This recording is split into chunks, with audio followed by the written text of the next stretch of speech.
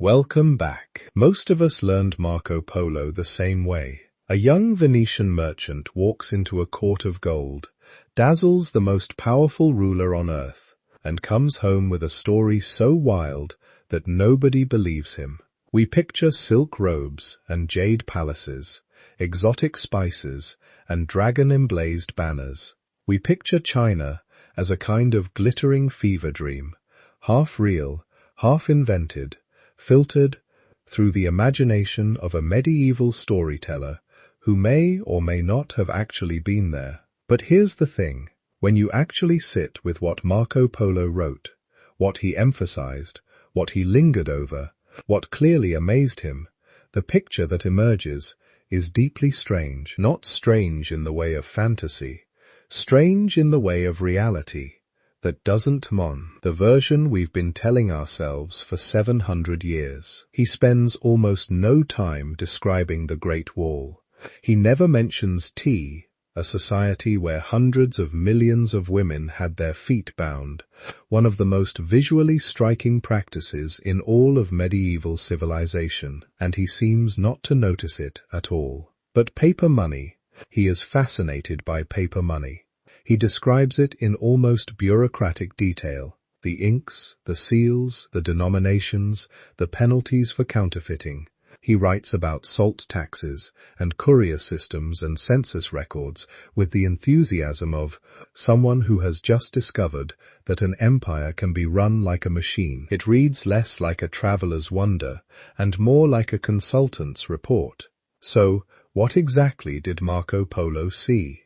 And what does the gap between what he recorded and what we expect him to have recorded actually would tell us? That's the question this journey is going to sit with. Not whether Marco Polo was a liar, not whether the whole thing was fabricated from start to finish, but something more interesting and more complicated than either of those verdicts.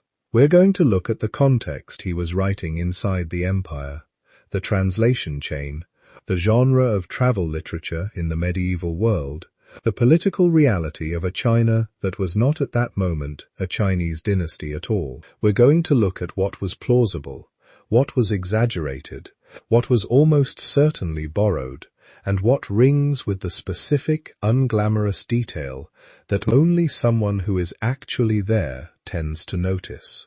This is not a takedown. It's not a rehabilitation either. It's a careful look at a man, a book, and a civilization, and the long, strange journey between all three. Before we go any further, quick question. Where are you right now? And what time is it where you are? Drop it in the comments, because I genuinely check them. And there is something quietly remarkable about a video like this. Reaching someone in Osaka at 2 in the morning, and someone in São Paulo at their lunch break, and Hume, someone in Edinburgh on a Sunday evening, all at the same time. The world Marco Polo was trying to describe across a single lifetime, you crossing in a comment section. Tell me where you are, and if you want to listen to this, without any ads, and without any background music, the best way to support what I do here is to follow the channel on Spotify. It's ad-free, music-free, just the story. Link is in the description, and it genuinely helps more than most things. Now, back to Marco Polo. We're going to move through this the way the story actually unfolded, starting in Venice, a city already tangled in the trade routes that made the Polo family possible. Moving through what the Silk Roads actually were in the late 13th century, why they existed, who controlled them, and why a Venetian merchant traveling them wasn't quite as outlandish as it sounds. Then into China itself, not the China of the imagination, but the China of Kublai Khan, which was something stranger and more specific than either Marco Polo's or his readers or most modern audiences fully grasp. We'll end somewhere honest, not with a verdict, but with a probability, a plausible shape of what one man might have seen, remembered, described, had described to him, embellished, misunderstood, and handed to a ghostwriter in a Genoese prison where the whole thing was committed to parchment in a language that wasn't even his own. 700 years later, we're still arguing about it. That alone tells you something worth knowing. So settle in. The road to Kublai Khan's court is long, and it starts, as most things do, with someone who needed money. Venice, in the late 13th century, was not a place you stumbled into by accident. It was a place you built deliberately, obsessively, out of water and ambition, and an almost pathological understanding of where value came from and how to move it. The city had no farmland worth speaking of, no forests, no mines. What it had was a position sitting at the hinge between Europe and the Eastern Mediterranean. Venice had turned geography into an empire of transactions. Spices from the Levant, silk from Persia, glass that Venetian craftsmen had learned to make so beautifully that other cities tried to steal the techniques. And Venice responded by essentially imprisoning the glassmakers on an island to keep the secrets contained. This was a society that understood, at a cellular level, that information about trade routes was worth more than almost anything the routes carried. The Crusades had complicated things. They had also accelerated things. European soldiers marching east and mostly failing to hold what they seized had nonetheless cracked open a world that Western Europe had only dimly understood through rumor and scripture. The Fourth Crusade in 1204 had ended with crusaders sacking Constantinople, a Christian city, which tells you something about how far sacred purpose had drifted from commercial logic. Venice had largely bankrolled that particular disaster and had come away from it with trading posts scattered across the eastern Mediterranean and a taste for what lay further beyond. When the crusading momentum finally exhausted itself, the appetite for eastern goods did not. If anything, it intensified. The question was simply, who would supply it? Into this world, the Polo family was not extraordinary. That's one of the most important and least appreciated things about them. Niccolo and Maffeo Polo, Marco's father and uncle, were Venetian merchants of middling significance who had already made one journey east before Marco joined them on the second. They had trading contacts in Constantinople and along the Black Sea. They dealt in jewels, probably, and whatever else the routes rewarded. The idea that a Venetian merchant family might push their network all the way to the Mongol court is surprising to modern ears, trained on the idea of impassable distances. But to the Polos, it would have felt more like following an opportunity to its logical conclusion. Trade networks are not walls. They are corridors, and corridors can be extended if the incentives are large enough and the conditions are right. The conditions in the 1260s and 1270s were unusually right. This is the piece that most popular accounts of Marco Polo underemphasize, because it requires understanding something about the Mongols that cuts against their popular image as pure destroyers. Yes, Mongol expansion had been catastrophic in ways that are difficult to overstate. Cities had been leveled, populations had been reduced to rubble and silence across Central Asia and into Eastern Europe. But in the aftermath of that expansion, something remarkable had happened. A vast corridor of relative stability had opened across Eurasia, the Pax Mongolica, scholars call it, though the word peace carries significant irony given how it was achieved. Mongol control stretched from the Pacific coast of China to the borders of Poland and Hungary. Along that corridor, merchants, diplomats, missionaries, and spies could move in ways that had been impossible when the same territory was fragmented among dozens of hostile powers. The roads were policed. There were relay stations where horses could be exchanged. There were legal protections, however, imperfectly enforced for traveling merchants operating under Mongol authorization. It was dangerous. It was grueling. People died on those roads from cold and thirst, and bandits operating beyond Mongol reach. But it was doable, and the Polos, whatever else they were people who knew how to calculate when something difficult was worth attempting. Marco enters this world at roughly 17, depending on which account you trust, joining his father and uncle on what was already their second overland journey toward the court of Kublai Khan. Niccolo and Maffo had met Kublai, or at least that's the story, and had brought back a request. The great kin wanted 100 scholars and some oil from the lamp at the holy Safila in Safila.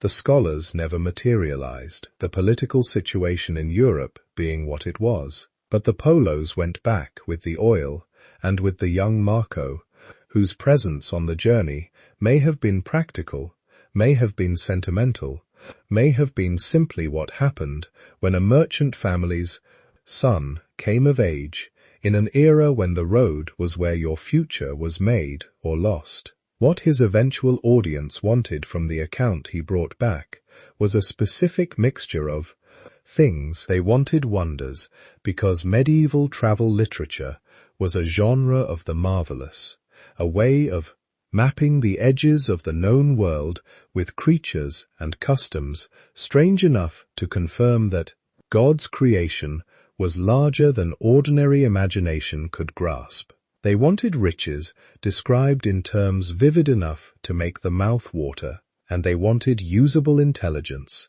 practical knowledge of routes, commodities, rulers, protocols for interaction. The same text could function as entertainment for a nobleman and as a trade manual for a merchant. The best travel writing of the era was both simultaneously. Marco Polo's account, as it eventually came to be written, tries to serve all of those purposes at once. And that ambition is part of what makes it so difficult to read cleanly across 7 centuries.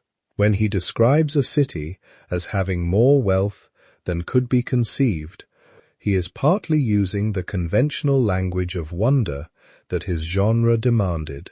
When he describes the mechanics of paper currency in almost procedural detail, he is addressing a different reader entirely, one who needs to understand how money works in a place where money looks completely different from anything they have ever touched. The China he is walking toward, and which we're going to spend most of this story trying to see through his eyes, is not waiting for him neutrally. It is already being filtered before he arrives by what Venice needed, by what his family's commercial logic valued, by what the genre of his eventual book rewarded, and by what the Mongol rulers, who would grant him access, wanted to project about themselves. He is not a neutral observer entering a neutral scene. Nobody ever is. But in the late 13th century, the gap between the observer and the observed is particularly wide, and the translation chain between them is particularly long. That's the lens we need to carry with us. His China is a real place, seen through real eyes, that had been shaped before they ever opened on a Mongol palace by the specific hungers of a merchant city balanced on water at the edge of a world it was desperate to understand. When Marco Polo finally came back to Venice, assuming we accept that he did, the story did not immediately turn into a book. It turned into something more prosaic and more dangerous. A man again involved in the politics and warfare of an Italian trading city. Venice and Genoa were rivals locked into a long, grinding struggle over who would control the richest sea lanes. In 1298, Marco ended up on the losing side of one of their naval battles. He was captured and taken to Genoa as a prisoner of war. So, the book that would define his reputation begins not with a triumphant return and a quiet desk, but with captivity. A Venetian merchant in a Genoese cell, middle-aged, probably nursing injuries, with time on his hands and a head full of stories. And it's in that setting that he meets a man named Rustichello of Pisa. Rustichello was not a merchant. He was a writer in the particular sense that existed in late 13th century Italy, a professional compiler of romances. He had already produced Arthurian tales in French, full of knights and quests and episodes carefully tuned to the tastes of noble audiences. He understood structure, pacing, and the delicate art of making something feel both credible enough to hold attention and marvelous enough to feel worth retelling.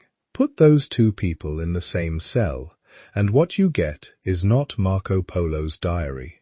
You get a collaboration. One man supplying memories, impressions, and commercial intelligence. The other shaping all of that into a narrative that would satisfy the literary market he knew. The text itself tells us this. In some versions, it introduces itself as the book of Messer Marco Polo, citizen of Venice, written and composed by Messer Rustichello of Pisa. That's not just a formality.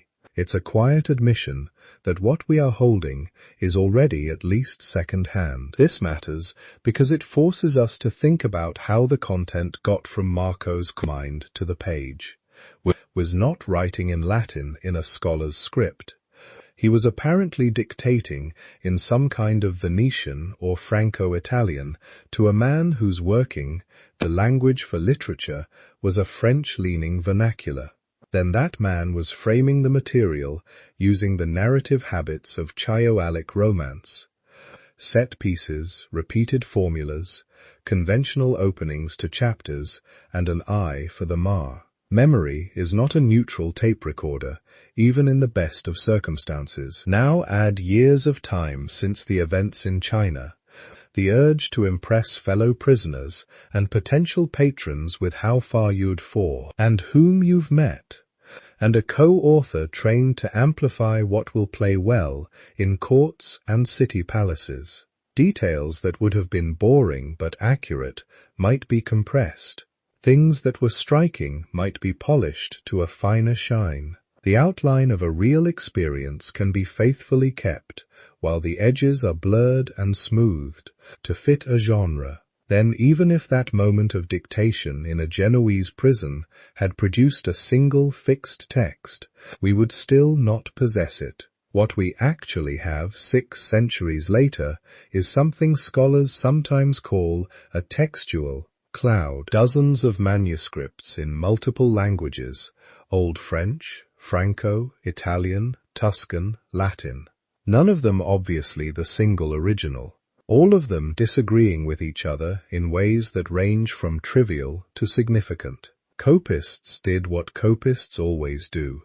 They misread, they corrected, they harmonized, they updated spellings, they inserted glosses that later became part of the main text. A scribe unfamiliar with an exotic place name might substitute a more familiar one.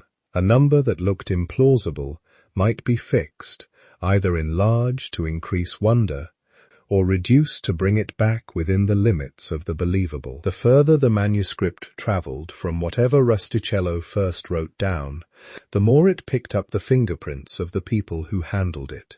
The title alone is a lesson in how much this matters. The work is known in Latin as the Dacement Diond, description of the world, or in later tradition as Il Million, the million.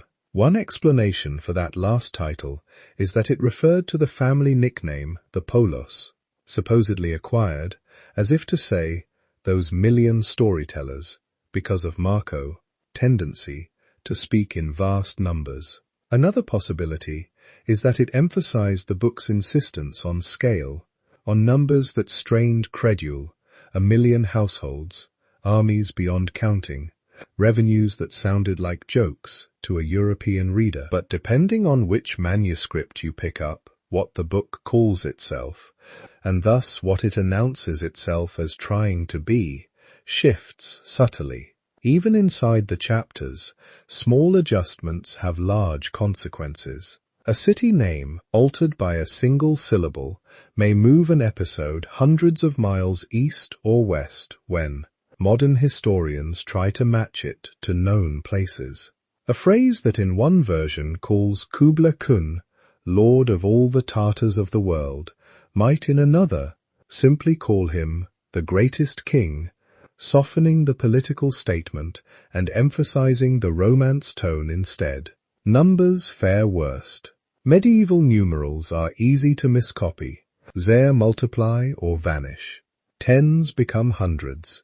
Hundreds become thousands. When Marco or Rustichello says that a city has 12,000 bridges, we are already in the realm of hyperbole. When one manuscript quietly upgrades that to 12 times 12,000, we drift further away from geography and deeper into the language of wonder. Beneath all these variations lies a more basic question. What kind of book did Rustichello believe he was making? To a modern reader, especially one hunting for historical data, it can look like a travel report with some colorful flourishes. To a 13th century audience raised on Chanson's Dest and Arthurian cycles, it probably felt more like an astonishing new branch on a familiar tree. Here, instead of Britain or Brittany, the stage is Cath and Mangi. Instead of knights-errant, we have envoys and merchants, but the beats are recognizable. Powerful rulers testing the virtues of those who approach them. Strange customs that reveal moral lessons. Journeys that signal inner as well as outer transformation. This mixture means that what looks like sober reportage can be at the same time fulfilling the requirements of romance. A long, careful description of paper money does practical work for merchants who might someday need to transact in that medium. It also lets Rustichello craft a scene in which a mighty ruler seems almost godlike, able to make value appear from mulberry bark. An account of a city's seas, canals, and warehouses can function both as a logistical note and as a set piece of marvel. A place where so much grain moves that the imagination itself seems to overflow. In the same way, what appears to us as embellishment may have been for its first readers simply the proper flavor of the dish. Leaving wonder out would have been as strange as leaving salt out of bread. Rustichello could not sell a purely dry gazettier of Eastern courts. Marco, if he wanted his experiences to travel beyond his cell, could not insist on one. So, when we ask what Marco Polo really wrote, we are already asking the wrong kind of question.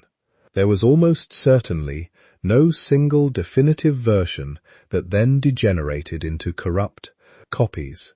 There was a dictated core, shaped in real time by a Romance writer, immediately passed into a scribal ecosystem, where every act of copying was also an act of interpretation.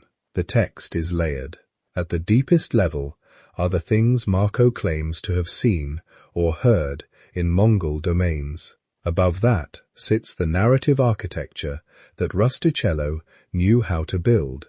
Above that, the centuries of copying, translating and correcting that adapt the book to new readers, new tastes and new expectations. For our purposes, the most useful rule is to treat the work not as a photograph, but as a palimpsest. When we read a passage, we are not listening solely to Marco's voice.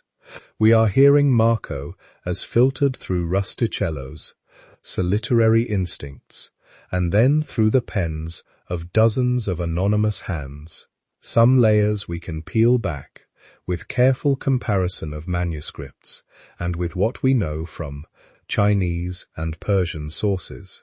Others remain stubbornly fused. This does not mean the book is useless as evidence. It means that every sentence has to be held up to the light at an angle to see which parts are more likely to be memory, which parts a genre convention, which parts are later noise. Once we accept that, the text becomes less a problem and more a landscape, Not a single road we can march down, but a network of paths we can trace, always asking, whose step are we following here? Marcos, Rusticello, or some forgotten copist who believed in good faith that he was repairing the story. With that map in mind, we can now turn to the question that hovers over the entire tradition. Given this layered shifting book, how far can we trust it when it claims that a young Venetian actually stood in the service of the great Khan in China? If you start from the end of the story and work backwards, the easiest position to take is the skeptical one. You look at this elaborate shape-shifting manuscript cloud, and you say, perhaps the simplest explanation is that Marco never went to China at all. The arguments come quickly. If he really served Kublai Khan for years, why do Chinese sources from the Yuan dynasty not mention him by name? These are archives famous for their bureaucratic thoroughness. Officials catalogued grain shipments, horse fodder, and the comings and goings of minor envoys. Surely a foreigner from a distant land serving at court would leave some trace. Then there are the silences inside the book itself. No mention of the Great Wall, as we picture it marching along the northern frontier. Nothing about tea as a daily drink or foot binding among elite women in the south. Practices that loom large in our modern imagination of China seem simply not to exist in his pages. The mind reaches for an explanation. The author was working at a distance, cobbling things together from what he heard in Black Sea ports or in the bazaars of trees. He was repeating second-hand tales, and so the texture is wrong. Important things are missing. Odd things are emphasized. Skeptics also point to details that seem skewed or simply bizarre. Numbers that inflate cities into impossible giants. Claims about armies whose size would have stripped whole provinces bare of food. Stories of strange customs that, when checked against other sources, fit better in Persia or India than in northern China, but appear in his text as if they belonged to Kath. From this angle, the book looks like what you would expect from a clever, well-traveled Venetian who went far enough east to impress his neighbors. Then let his story expand with each retelling until even he was not sure where memory ended. An embroidery began. It is a tidy picture, but it leaves things out, because if you walk around to the other side and listen to the defenders, a different outline comes into focus. They begin with the things the book gets right, in ways that are hard to fake from a distance. Marco describes paper money, not just the fact of it, but its raw materials, its serial stamps, the official seals, the penalties for counterfeiting, the way it circulates alongside bolts of silk and ingots of precious metal. He notes the use of coal, black stones that burn in northern China at a time when most Europeans had little experience of anything but wood and charcoal. He understands the seasonal rhythms of the Yuan postal relay system, the approximate distances between stations, the kinds of horses reserved for imperial envoys. More than any single marvel, it is the cumulative coherence that impresses. The routes he claims to have taken through Persia, Central Asia, and into Mongol-ruled China line up in broad strokes with the main arteries of overland travel in the late 13th century. His sequence of cities in certain stretches matches what we know from Muslim geographers. He gets right which ports in southern China are major and which are secondary. He distinguishes between different kinds of salt production and different tax regimes applied to them. These are the kinds of details a merchant notices because they bear directly on risk and profit. They are also the kinds of details that are difficult to assemble purely from tavern gossip in the Mediterranean. Defenders point out something else. The world Marco describes is not a fantasized kingdom in the clouds. It is a recognizably Mongol world.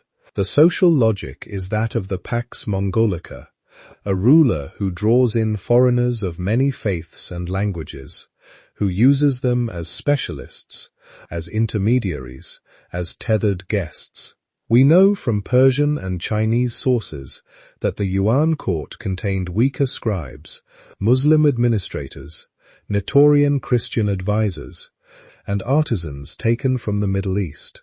That a Venetian family might find a niche in this mixed environment is not far-fetched. It's almost expected. If such people existed, why are they invisible in the Chinese record? Here the debate leaves the shores of certainty and sails into probability. UN bureaucratic documents are extensive, but they are not a census of every outsider who passed through, with foreigners attached to Mongol households or employed in ad hoc capacities, might appear, if at all, under names that look nothing like the ones we use for them.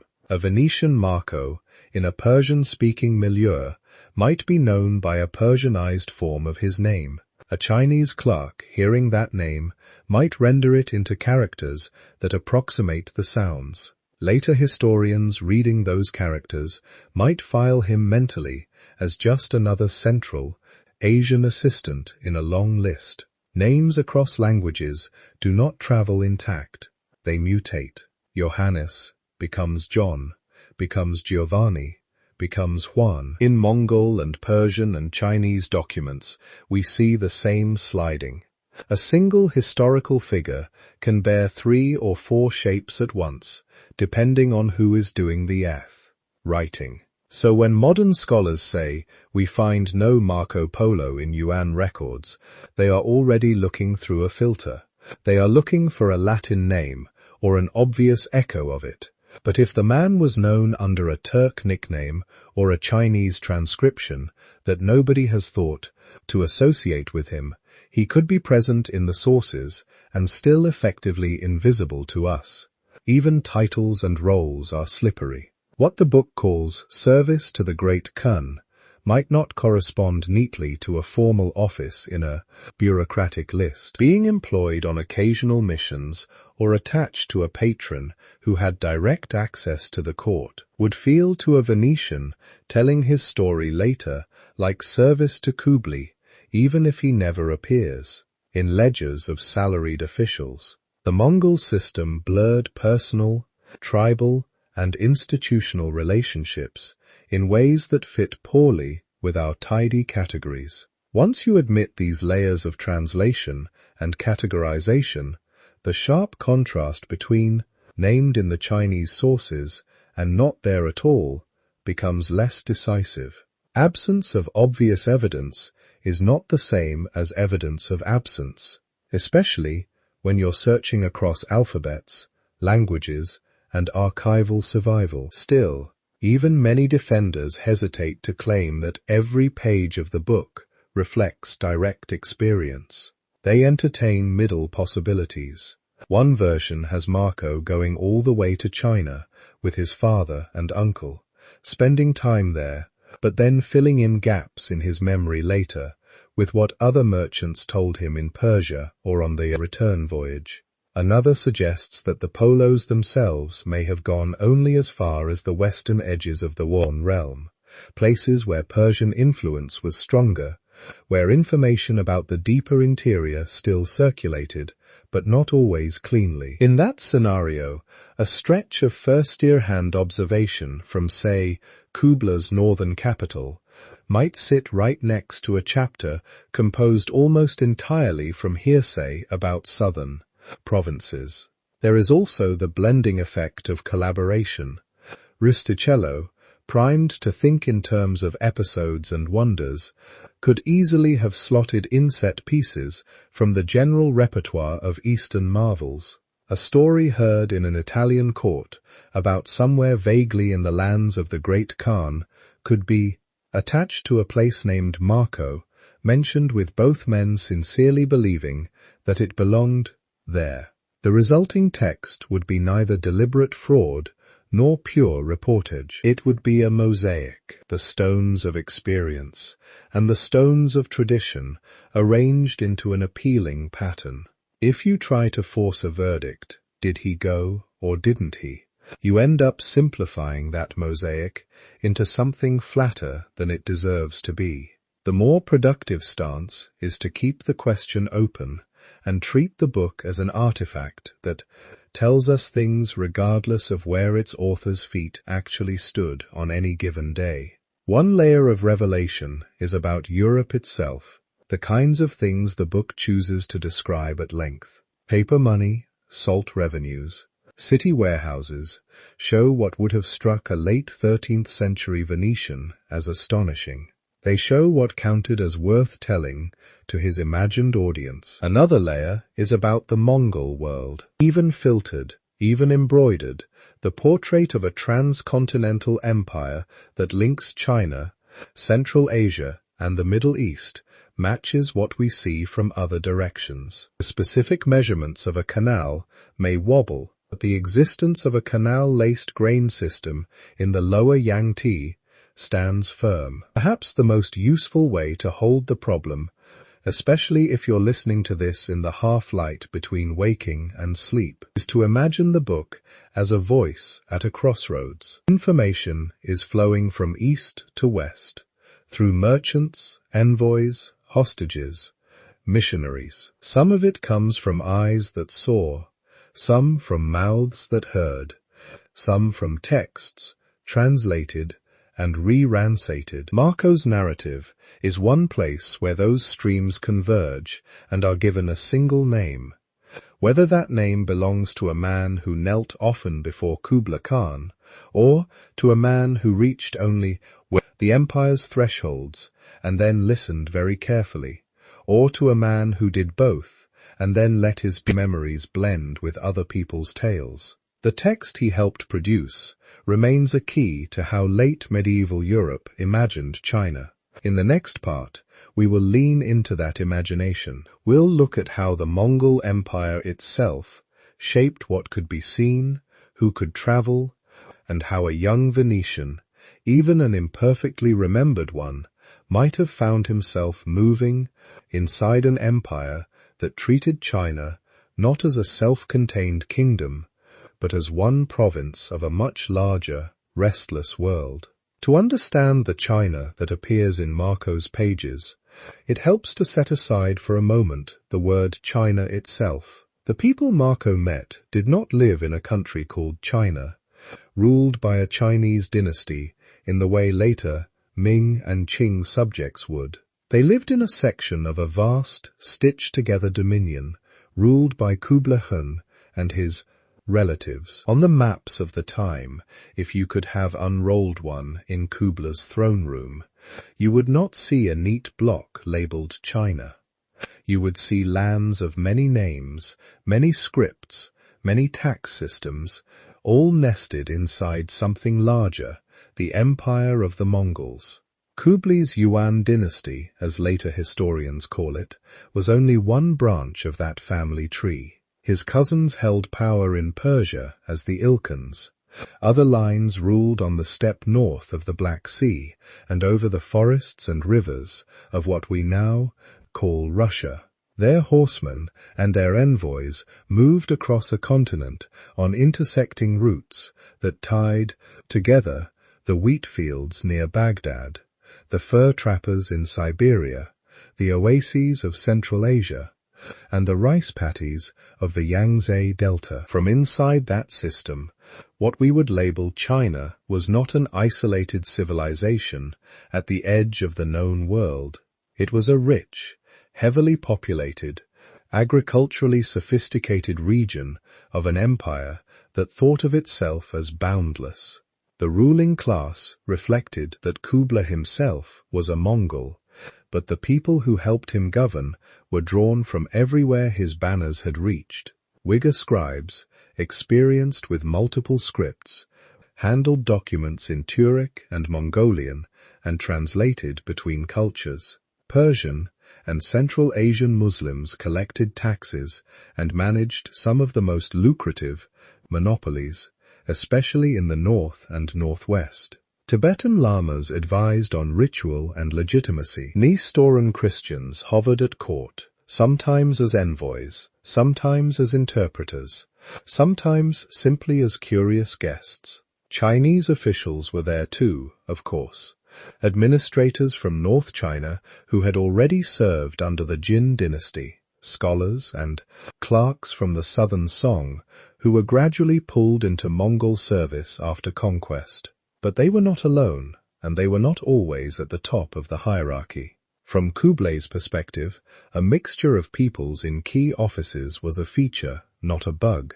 It reduced the chance that any one group could monopolize power against him.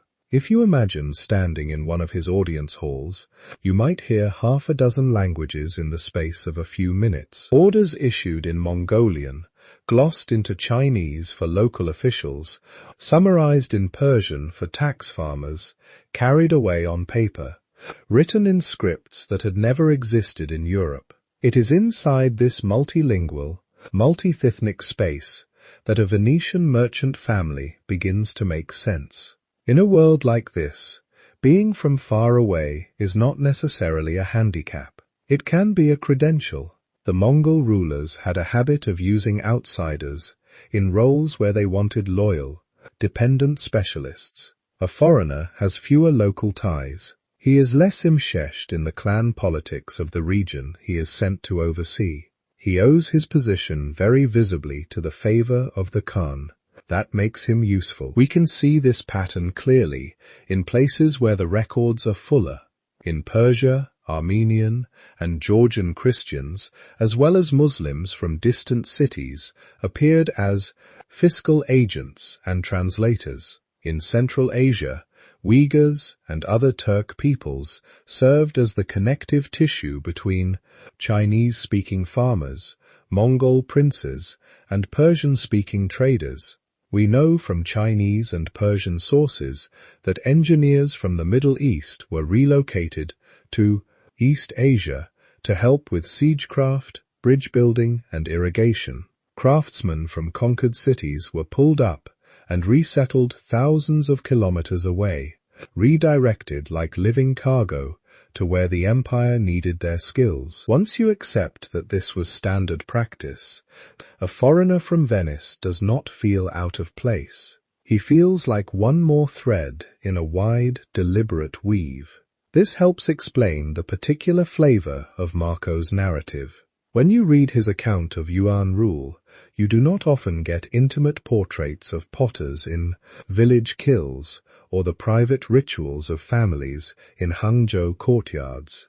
You get systems. He tells you how the postal relays are organized, how many horses are theoretically kept in reserve, how far apart the stations lie in days of travel. He outlines the structure of provincial administration, lists the names of major cities in a hierarchical way, and notes which regions send grain, which send silk, which send salt revenue. He describes the issuing of paper money as a process with raw materials and stamping and enforcement. He lingers over the mechanism of state-run granaries and the way famine relief is supposed to work. This is not how a village guest sees a country. It is how someone at the edges of empire sees a machine. Living near the Mongol court, or even just circulating in the orbit of its officials, would naturally draw a person's attention to flows of power, tax, logistics, appointments, monopolies. These were the things that preoccupied the men above him. These were the things that determined profits, risks, and the fate of caravans. And so even if Marco never held high office, his vantage point would be imperial, not local. The Pax Mongolica is the name modern historians sometimes give to the relative stability that this machine briefly imposed on Asia and parts of Europe. Under its shelter, caravans could move from the Black Sea to the Yellow River with fewer interruptions from banditry or petty border wars than had been common in earlier centuries. Mongol envoys carried official passports that commanded assistance from governors thousands of kilometers apart. Merchants benefited from standardized tariffs, familiar procedures, and a shared expectation that the Khan's messengers, at least, were not to be harmed. Marco's routes, as he describes them, trace these arteries. He moves from the eastern Mediterranean into the lands of the Ilkhans, across Central Asia, through way stations that appear in other travelers' reports, and then into what he calls Kath and Mangi, north and south, under Mongol rule. To him, Persia and China are not sealed worlds. They are districts in one empire whose roads, postal stations, and fiscal systems interlock. When he notes something in China, he often immediately compares it, implicitly or explicitly, to other parts of this Mongol world. The salt revenues of one province are matched against those of a region in Persia. The paper money in Kublai's domains is contrasted with the metal coinage farther west. The size and splendor of a Chinese city are measured along the same mental axis as the cities of the Middle East. It is as if he is walking the corridors of one enormous palace, moving from wing to wing. Inside that corridor, foreigners like him are not rare anomalies. They are baked into the design. The Mongols made a habit of drawing in specialists from the lands they had conquered, or frightened into submission. Astronomers from Persia worked on calendars at Chinese observatories. Doctors from Central Asia practiced at courts far from home. Buddhist monks, Muslim jurists, and Christian clerics all jockeyed for favor in the same imperial spaces. For an ambitious Venetian, this created a paradoxical kind of opportunity. In Europe, he would be one merchant among many, competing in a crowded field along familiar routes. In the Mongol Empire, his difference could be an asset. His knowledge of Mediterranean trade, his contacts in Black Sea ports, even his ability to move in Latin and in the commercial dialects of the Levant, could be turned to use by rulers who are always looking for new channels of information and profit. In that light, the picture of Marco as some sort of ad hoc envoy dispatched on missions that do not show up in the surviving Chinese lists of official posts becomes less fanciful. It fits a pattern.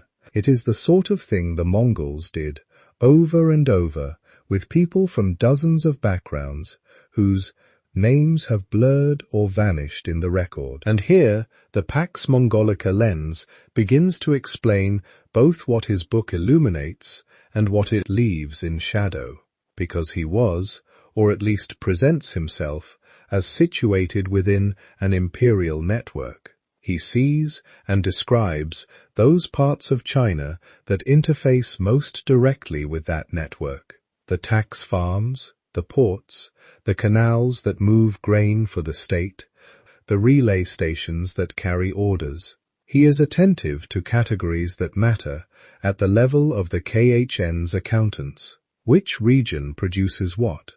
Which cities guard key crossings, where revenue streams are thickest?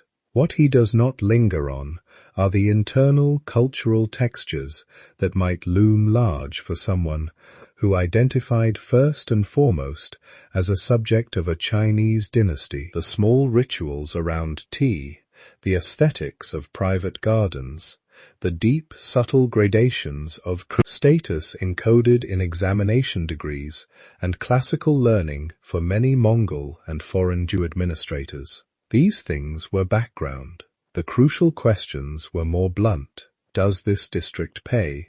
Can it be moved? Is it loyal? This asymmetry does not prove where Marco stood on any given day, but it does point to the kind of eyes through which China is being observed in his narrative. The eyes of someone standing inside an empire that happens at that moment to include China, rather than the eyes of someone who treats China as a self-enclosed world. As we move deeper into the story, this will matter.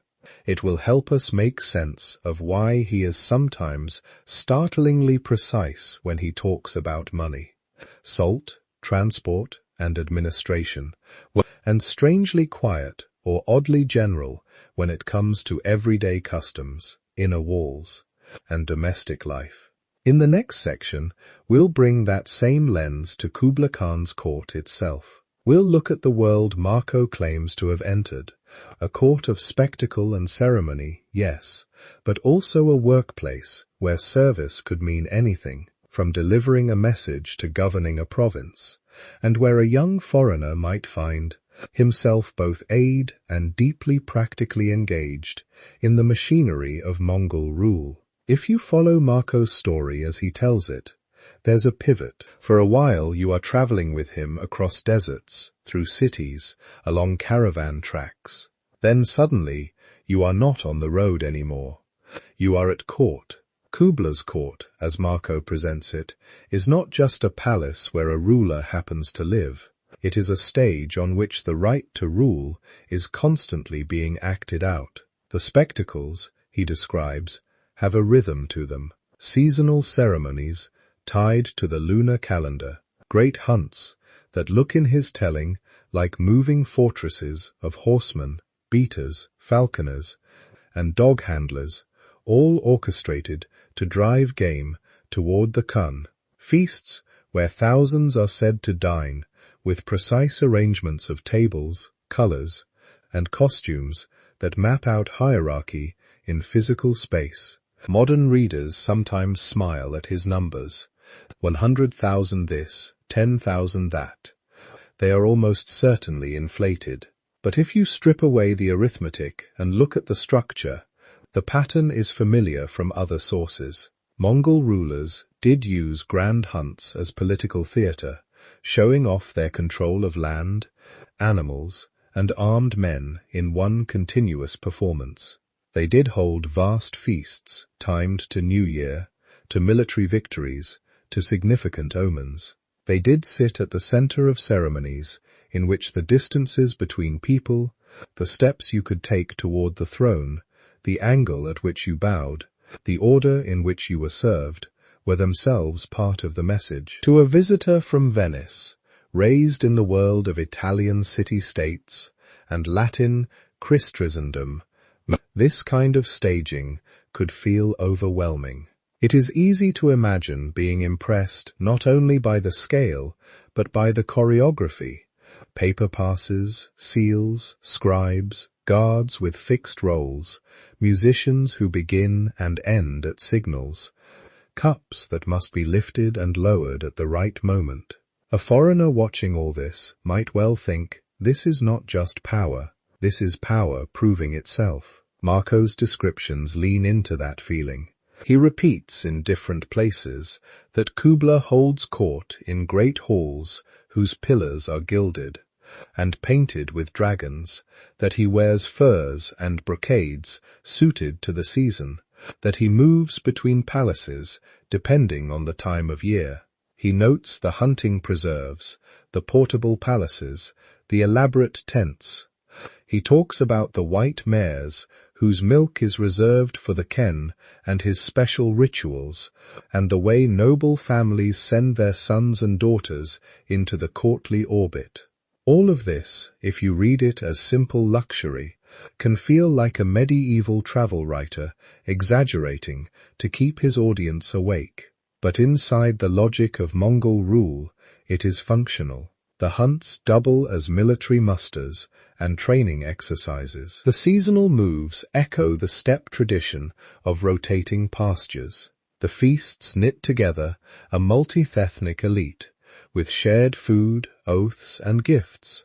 The rituals around horses and fermented Mars milk tie Kublai, the urban ruler of China, back to the stored, older, wilder prestige of the steppe. In that setting, what does it mean when Marco says he served the Great Khan? The book, as it has come down to us, piles up titles. Sometimes he is called a baron, sometimes he is described as a messenger or ambassador sent to distant courts. In some, manuscripts, later readers, and copists have clearly been tempted to nudge his status upward, turning a practical assignment into an official office, a favor into a rank.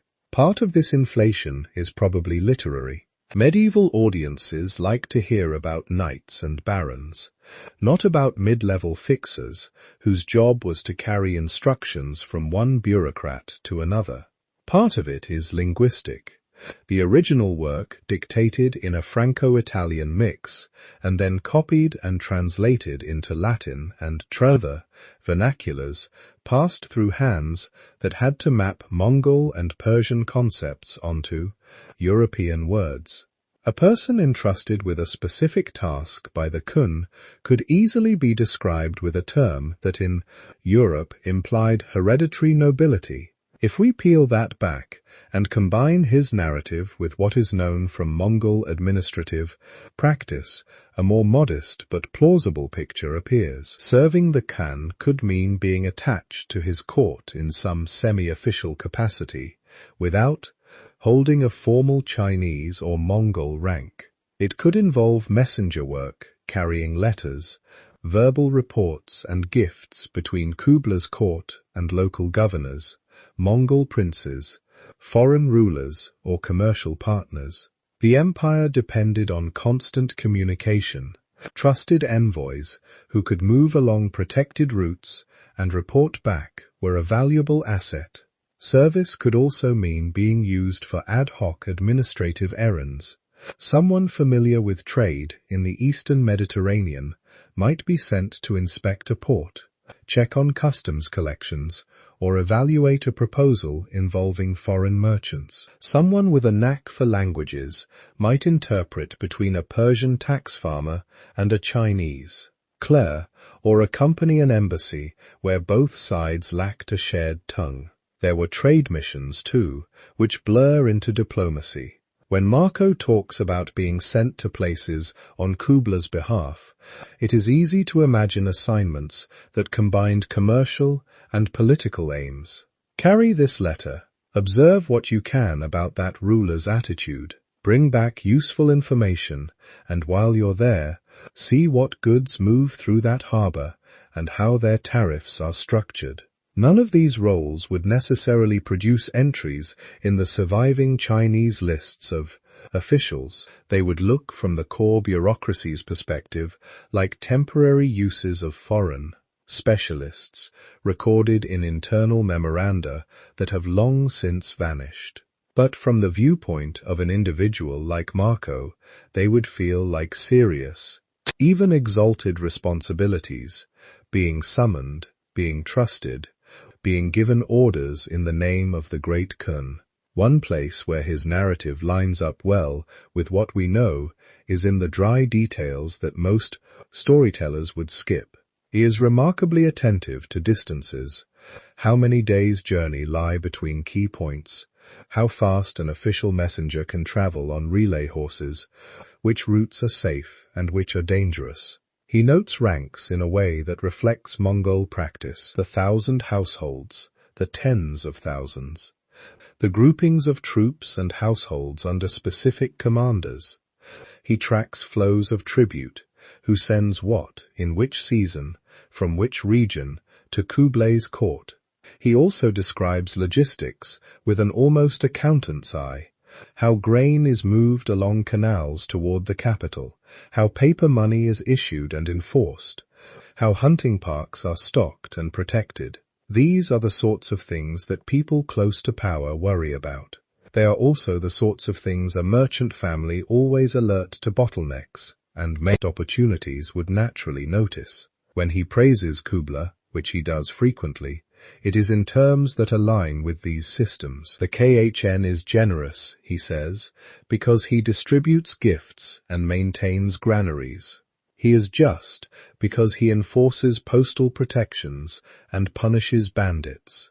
He is wise because he selects talented men from many peoples to serve him and keeps roads open and trade flowing. This pattern matters in a world where patronage decides your future. Speaking well of your patron, or the patron you hope still remembers you, is not just politeness, it is strategy. Praise can be an attempt to keep a door open across time and distance. It can also be a way of signaling to future listeners, some of whom might themselves be rulers or nobles, that you know how to talk about power in the right key. So when Marco exalts Kublai, we can read it on several levels at once, as genuine awe in the face of a kind of imperial splendor Europe had rarely seen, as a literary device meant to hold the attention of war-weary cellmates, and later aristocratic readers, and as a patented response from someone who understood that patronage is fragile,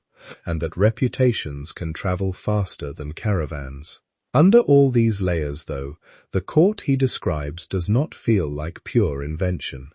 The mechanisms he outlines, the hierarchies he sketches, the ceremonial frames he evokes, all dovetail with independent evidence from Persian, Chinese, and Arabic sources.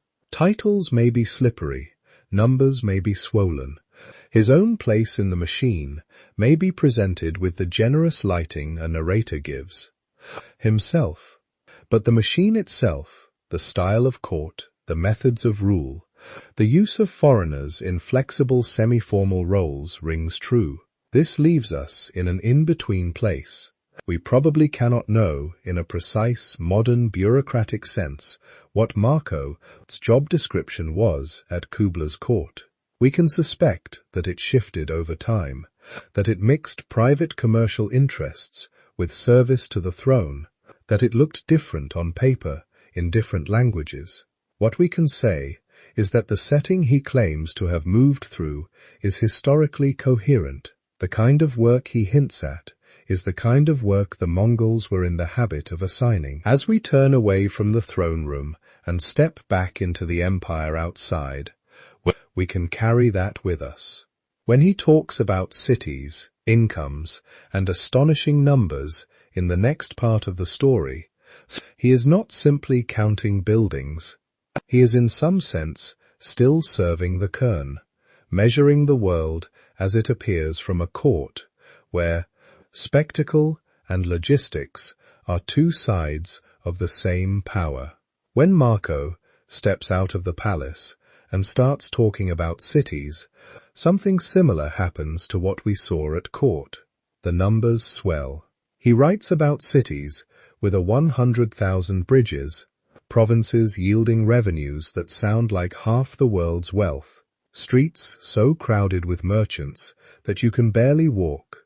For a modern reader, especially one half dozing with the book on a nightstand, this can feel like a signal to stop taking him seriously. Surely no city on earth had 100,000 bridges. But here too, the way medieval texts work matters. In Latin Christristendum, big numbers were not precision instruments. They were loudspeakers. Copyists often rounded, miscopied, or improved figures. Terms like 10,000 or 100,000 slid easily from meaning this exact quantity to meaning so many. You can't count them. When Marco says a thing happens infinite times, nobody thinks he has actually performed the calculation.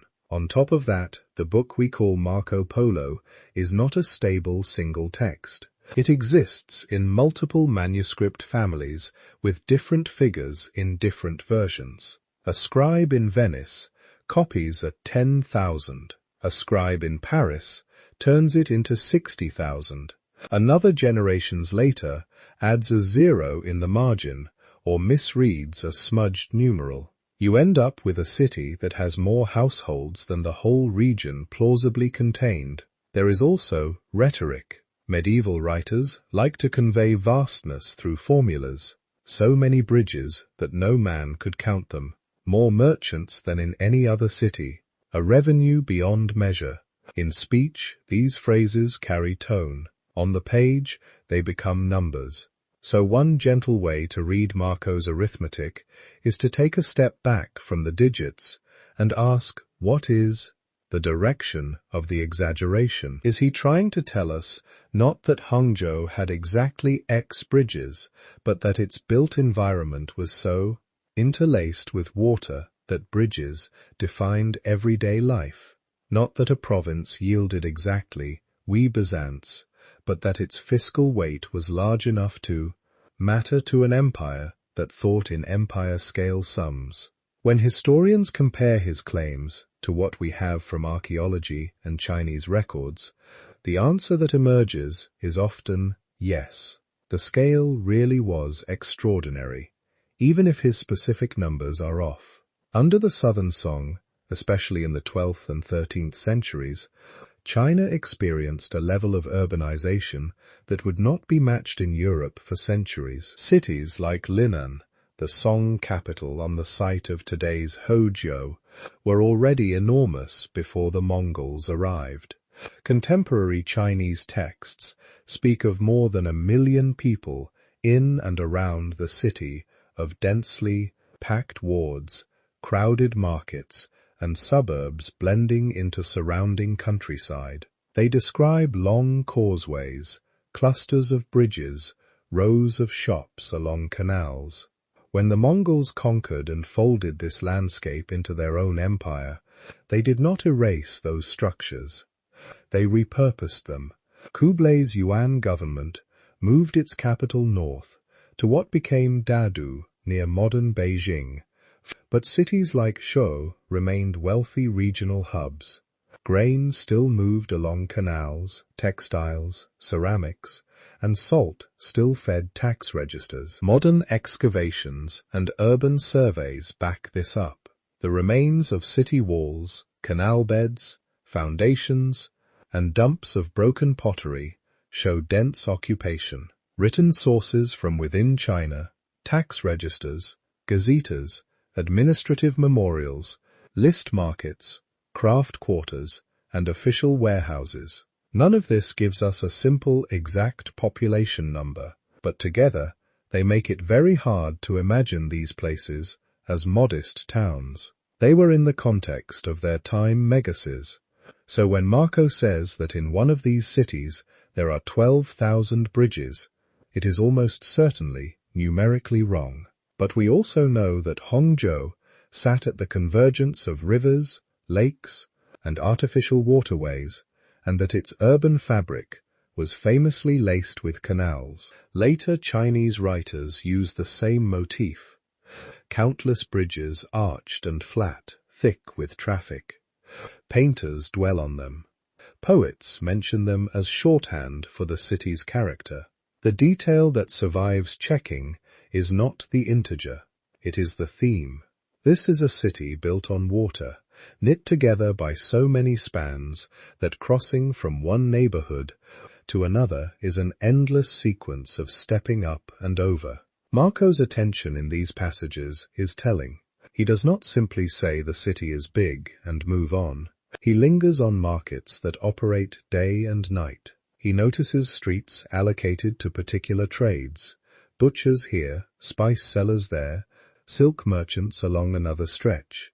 He points out canals filled with barges, carrying grain, salt, and other goods, warehouses maintained by the state, relay stations along water routes as well as roads.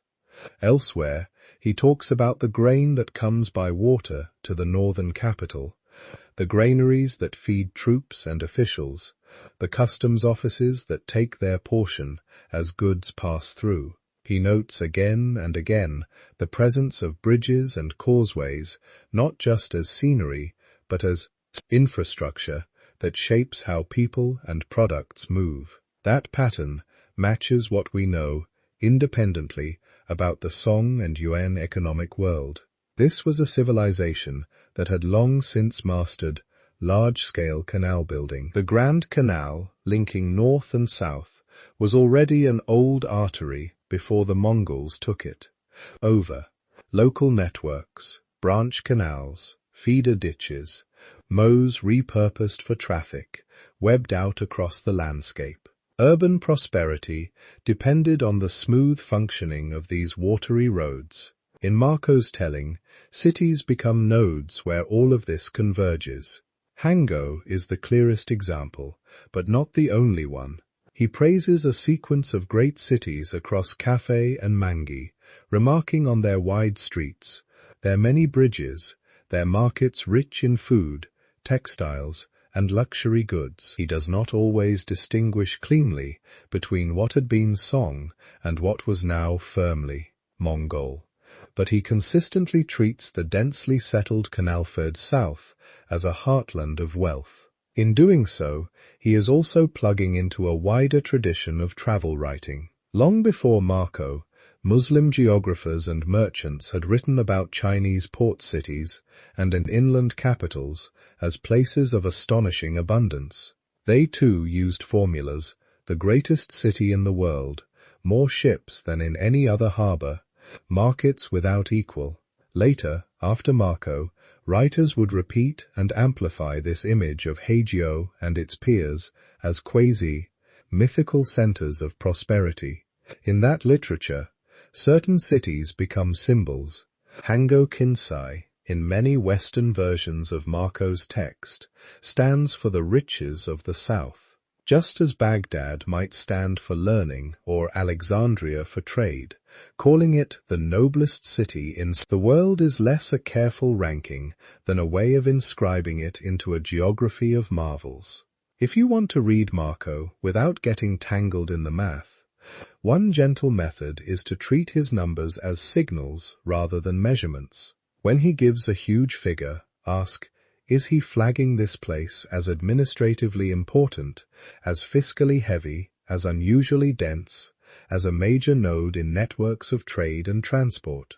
Then set the specific number aside for a moment and see what other evidence exists. Does Chinese administrative material suggest that this prefecture was indeed a major tax base?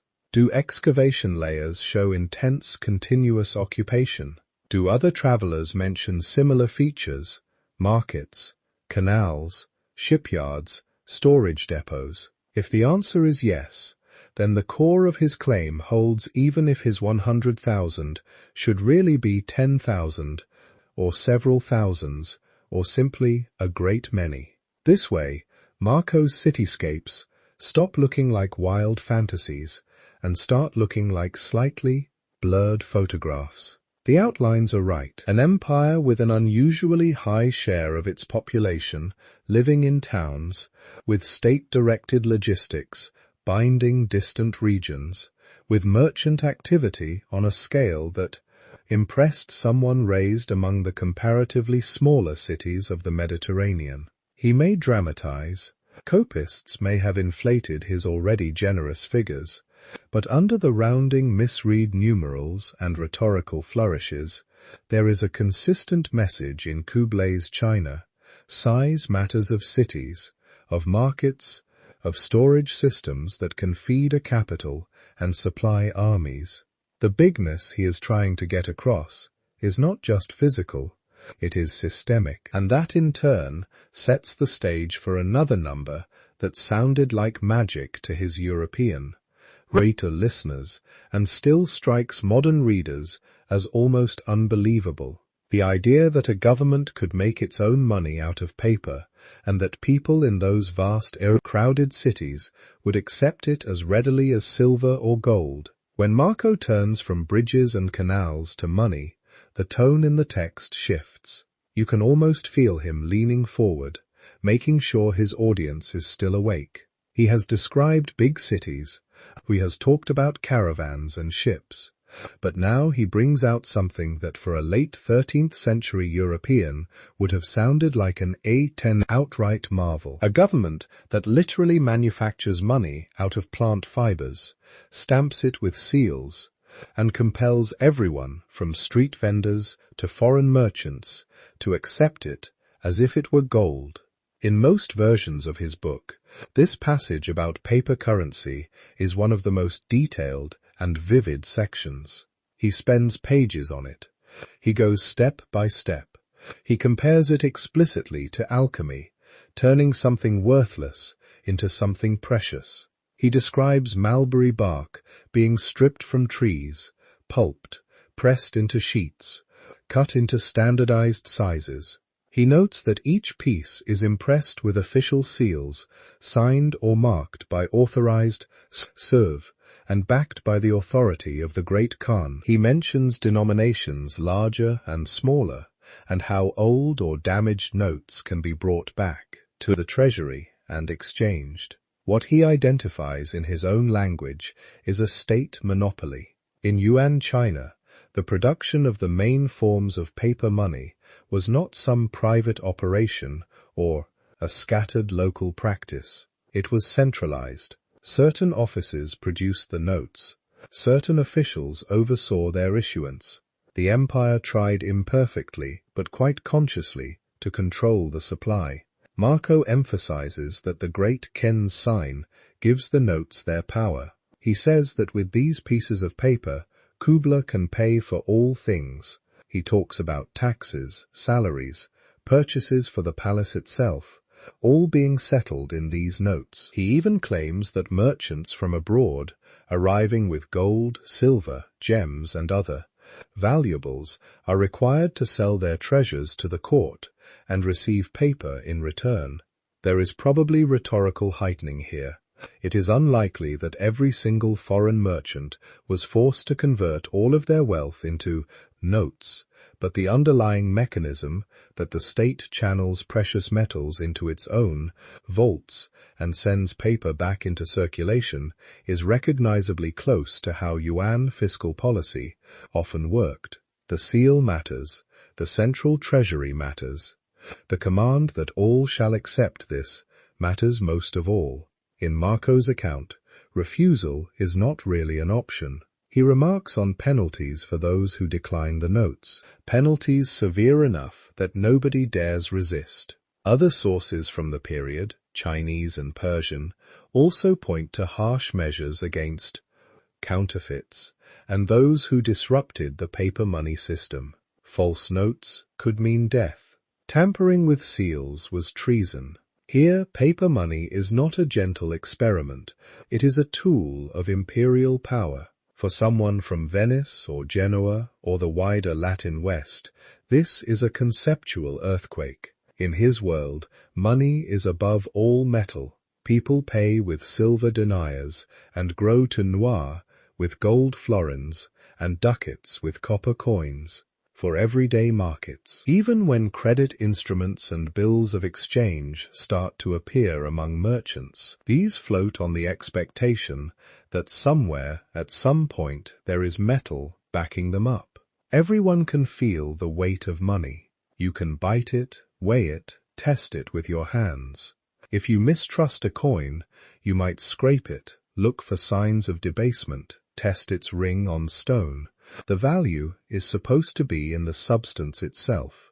Even if governments play tricks with the ratio of precious metal to base, the idea that a piece of paper with no intrinsic worth can circulate as money because a ruler declares it so, that is a much bigger psychological leap than it might feel to us, who live in a world of printed bills and digital balances. Marco does not have modern economic vocabulary, but he senses the leap.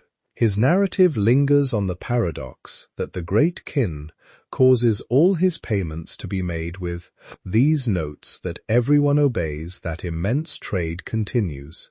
He is saying, in effect, the magic works. He also notices something deeper. The paper is not just a handy convenience. It is a visible sign of how centralized and organized this empire is. To issue paper money on a wide scale, you need more than bark and ink. You need a bureaucracy that can register, print, distribute, and monitor. You need officials who can keep accounts in terms of abstract units rather than sacks of coins. You need courts willing to enforce contracts denominated in this floating value. You need tax collectors who accept it, clerks who record it, merchants who price their goods in it. When Marco dwells on the power of the paper money, he is really pointing to the power of the system behind it. The great Khan, in his telling, sits at the center of a web of officials, treasuries, and registers. From that center, he can project purchasing power across an empire without carting large quantities of metal around. He can pay soldiers on distant frontiers in notes. He can buy grain, horses, silk and spices with slips that cost almost nothing to manufacture. but carry all the weight of imperial authority. Modern historians see yuan paper money as one stage in a longer Chinese story. Earlier dynasties, especially the Song, had already experimented with various forms of promissory notes, merchant-issued certificates, and government-authorized paper. By the time Kublai extended his rule over China, the notion that paper could function as a claim on value was not entirely new to Chinese society. But there was a difference of ambition and scale. The Mongol yuan regime leaned heavily into the idea of a state-managed currency, extended its reach across a vast territory, and tried to unify diverse monetary practices under a more centralized structure. Marco arrives during this era of bold experimentation, and what he sees is impressive enough that he builds a mini treatise around it. He probably does not see every wrinkle. He presents the system as smooth, almost frictionless, bark to paper, seal to value, imperial will to universal acceptance. Our other sources suggest that reality was more jagged. There were episodes of inflation, moments when too much paper chased too few goods, or when confidence in certain issues sagged. Governments before and after the yuan grappled with the temptation to print too freely. In some regions, especially on the edges of the empire or in areas with strong older traditions, metallic money and barter persisted alongside paper. Certain issues were local or limited in scope. Others, like the famous cow, were meant to be more universal, but varied in strength over time. People adapted. Some hoarded older, more trusted notes. Others preferred silver for large savings. Regional markets developed their own hierarchies of which forms of money they would accept and at what discount. In a vast realm, no monetary regime is perfectly uniform. Marco probably moves mostly through zones where the system is working relatively well, or where officials are keen to display its order. His narrative reflects that. It is polished, perhaps selectively so, but even after we correct for that, something important remains. He gets the structure. He understands that the notes are not random scraps. They are bound to specific offices, specific seals, specific rules. He grasps that their value lies in decree, in the threat of punishment, and in the habit of use. He sees that this arrangement allows the state to draw gold and silver inward and push paper outward. In other words, on this topic, he is not merely repeating tavern gossip or recycling stories from other travelers. He is observing a system, asking how it functions, and explaining it in terms that make sense for his listeners. This is why historians often point to the paper money section as one of the strongest pieces of evidence that wherever exactly he went, Marco had close exposure to Chinese administrative practice. It is the kind of detail that is hard to invent convincingly if you have never watched officials handle accounts and heard merchants complain or praise the convenience. It also fits with the broader portrait we have been building. The same empire that mobilizes ships and caravans, that builds canals and granaries, is also bold enough to rearrange the very form of money. The cities, with their countless bridges, are plugged into a monetary network as well as a physical one. And just as with his city numbers, it helps to read his description of paper currency, not as a simple fact sheet, but as a clue to what impressed him most. Not the texture of the paper, not the calligraphy, but the quiet, astonishing fact that an emperor could say, "This has value," and in marketplaces he could never visit among people he would never meet.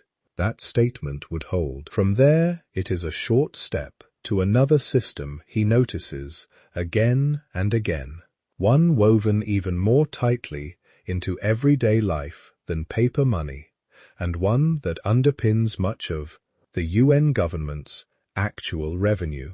The humble crystals and brine that move through salt pans, ledgers, and storehouses and the bureaucracy built to control them.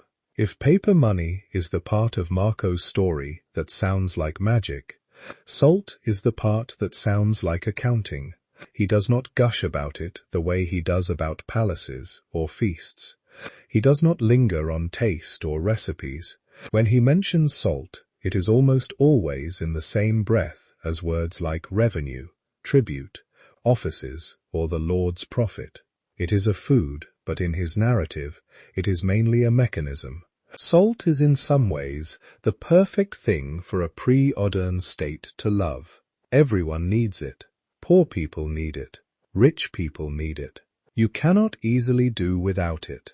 It is necessary for preserving meat, for surviving winters and long journeys, for keeping animals healthy. That means you can tax it very heavily, and people will still buy it. You can even make its production and sale a monopoly, and call that monopoly something else.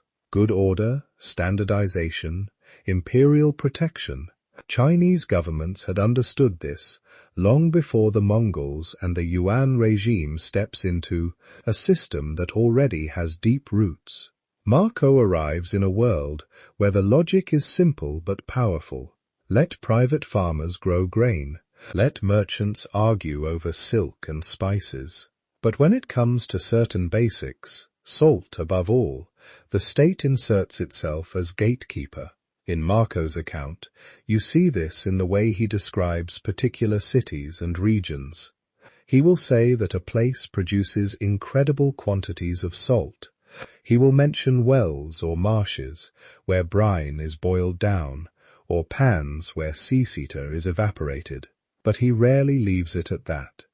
Almost immediately, he moves to the revenue. He notes, for example, that in one region, salt is issued by the Great Khan, and that no one may make it or sell it without a license. He remarks that these licenses themselves can be bought, that they are valuable in their own right, and that through them the ruler makes a vast income. Elsewhere he describes blocks or cakes of salt stamped with official marks, circulating almost like currency in certain frontier markets. What he is seeing or hearing described is a bundle of fiscal techniques wrapped around the same commodity. The government can own the salt fields outright.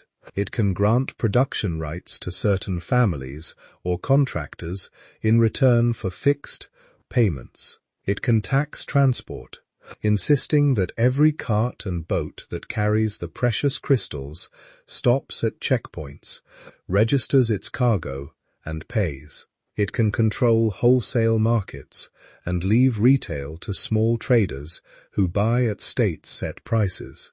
For a medieval European reader, the idea that you would tax something everyone needs was not entirely foreign. Salt taxes appear in many societies, but the scale and systematization he hints at in Yuan China are different. It is not just that salt is taxed, it is that its movement is mapped. And this brings us to the part of his narrative that can sound on first reading dry tax rolls, census registers, transport routes, tribute chains. These are the passages where he starts talking in numbers again, not about the population of a city this time, but about how many towns pay into a treasury, how many boats carry grain or salt along a canal, how much revenue flows to the court each year. He almost certainly exaggerates the sums. The precise figures, hundreds of thousands of bezants, millions in gold, are better read as signals of very large than as audited accounts. But the mechanisms he describes track closely with what Chinese and Persian sources tell us about how the UN state tried to feed its core and finance its ambitions. At the heart of that system is information. To tax people regularly, you need to know who they are, where they live, what they do. You need names, households, fields, workshops. The Mongol rulers inherit and modify Chinese traditions of household registration and census taking. They experiment with new categories, with classifications that separate farmers from artisans, commoners from those tied to military or administrative service. They use these registers to allocate grain levies, corv labor, and increasingly monetary taxes. Marco does not give a bureaucrat's manual. He does not recite law codes, but he keeps bumping into the surface effects of these efforts. He notices that certain provinces send very specific quantities of grain or silk or spices to the capital each year. He hears about how many barges are maintained on major canals to move tax grain northwards, toward the court and the garrisons. He tells us that when the great Ken orders a new palace or a grand feast, the goods are not scraped together at the last minute. They flow from regions whose obligations are long established. From the perspective of his Venetian world, where city-states tax trade at gates and harbors and squeeze revenue where they can, this decently organized web of obligations is both alien and impressive. It suggests a government that not only conquers but counts. This is why some historians regard these fiscal passages as among the more trustworthy parts of his report. They are not especially glamorous. They do not read like copying from romances or travelers' tales. They do not require much imagination to invent, but they do require a certain kind of patience to observe. You do not learn about salt monopolies and tax quotas just by drifting through bazaars. You learn about them because officials complain or boast, because merchants grumble about duties at checkpoints, because someone explains why a caravan route bends in one direction rather than another to pass by an inspection station, a granary, a tax office. Foreigners in Yuan China, especially those involved in trade or minor service, would have been steeped in this kind of talk. A Persian merchant might explain how he has to buy official salt at one depot and sell it at another. A local clerk might hint at the profits to be made in farming out certain tax rights. A Mongol officer might brag about the revenue his district sends up the chain each year as a sign of his competence. Over time, with a curious mind and a willingness to listen, you could assemble a mosaic of how the empire makes its money. You would not see every tile, but you would start to notice patterns that roads are not just for merchants. They are for tax grain and salt, that canals are not just wonders of engineering. They are arteries of state revenue, that census efforts are not just temporary intrusions. They are the skeleton on which levies are hung. In Marco's telling, these patterns keep pointing back to a familiar center, the court.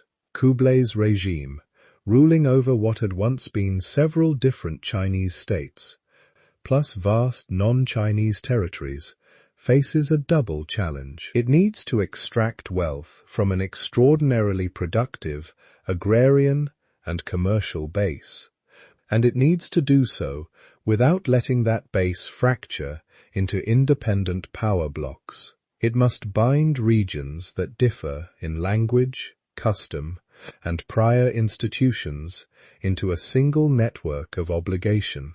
Salt and taxation, as he glimpses them, are tools for this. A salt monopoly does more than raise money. It gives the central government leverage over coastal provinces and inland basins alike. A census does more than count mouths. It tells the court where labor and soldiers can be drawn, where grain surpluses exist, where new transport routes might be justified.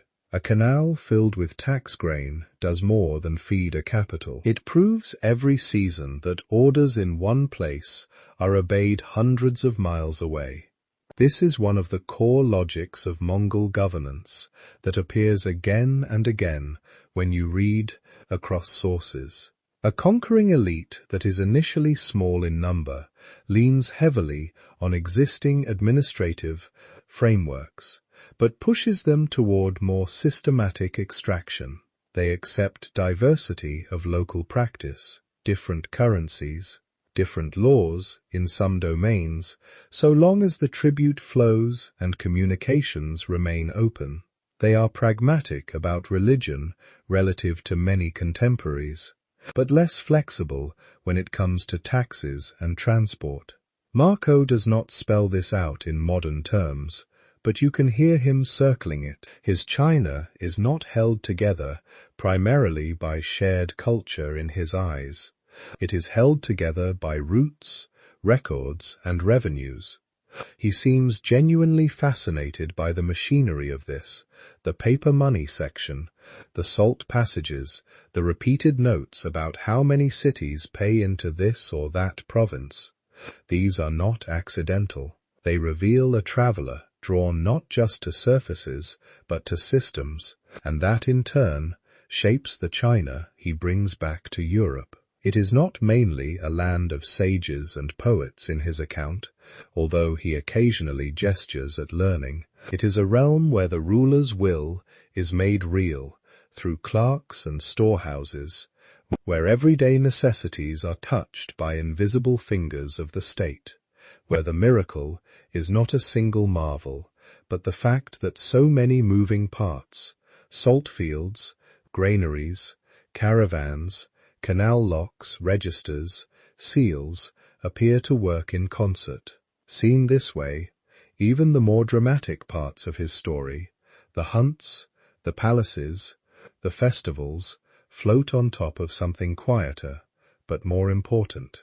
Underneath the noise of drums and the shimmer of silk, there is the dull scratch of brushes on paper, the slap of seals on documents, the creak of barges loaded with tax grain and government salt. Once you notice that, other parts of his book start to look different too. The cities, the ports, the caravans he praises are not just impressive in themselves. They are nodes in a larger system that someone is counting, taxing, and routing. And if you follow that thread a little further, it leads you out of the inland salt pans and riverways and toward another set of places where Marco's curiosity wakes up again, the seaports on China's southern coast, where the empire meets the wider ocean and where this inland web of taxes and monopolies spills out into maritime trade. If the canals and salt roads are the empire's internal veins, the southern ports are where the blood meets the sea. When Marco's narrative turns toward places like Guangzhou and the harbors of what he calls Zaitan or Chin Kalan, the tone shifts slightly. The counting and fiscal mechanism talk is still there, but it's wrapped now in something he understands on a more instinctive level. Shipping. He is, after all, from Venice. His childhood skyline would have been masts and Campilli harbour Jews, customs houses, dock gossip. These are not abstractions for him. They are the background noise of his life. So when he reaches the rim of the South China Sea in the Indian Ocean trading world, he is suddenly on familiar ground, even if the ships look different and the monsoon winds have names he has never heard before. He notices ships. He notices how many there are, how big, how they are built, how many sails they carry, how they are seeked and compartmented. But he also notices what is done with them, where they go, what they carry, who taxes them, and who profits. In Guangzhou, the great port of Fujian, he describes something like a medieval Venice turned inside out. Instead of being the proud endpoint of caravans coming from the east, this is the place where China pours itself outward.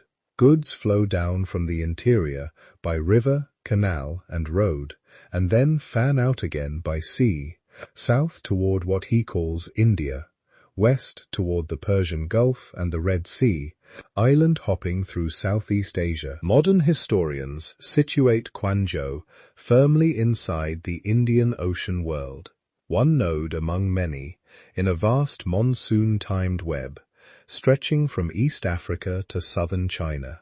Contemporary Arab and Persian writers do the same.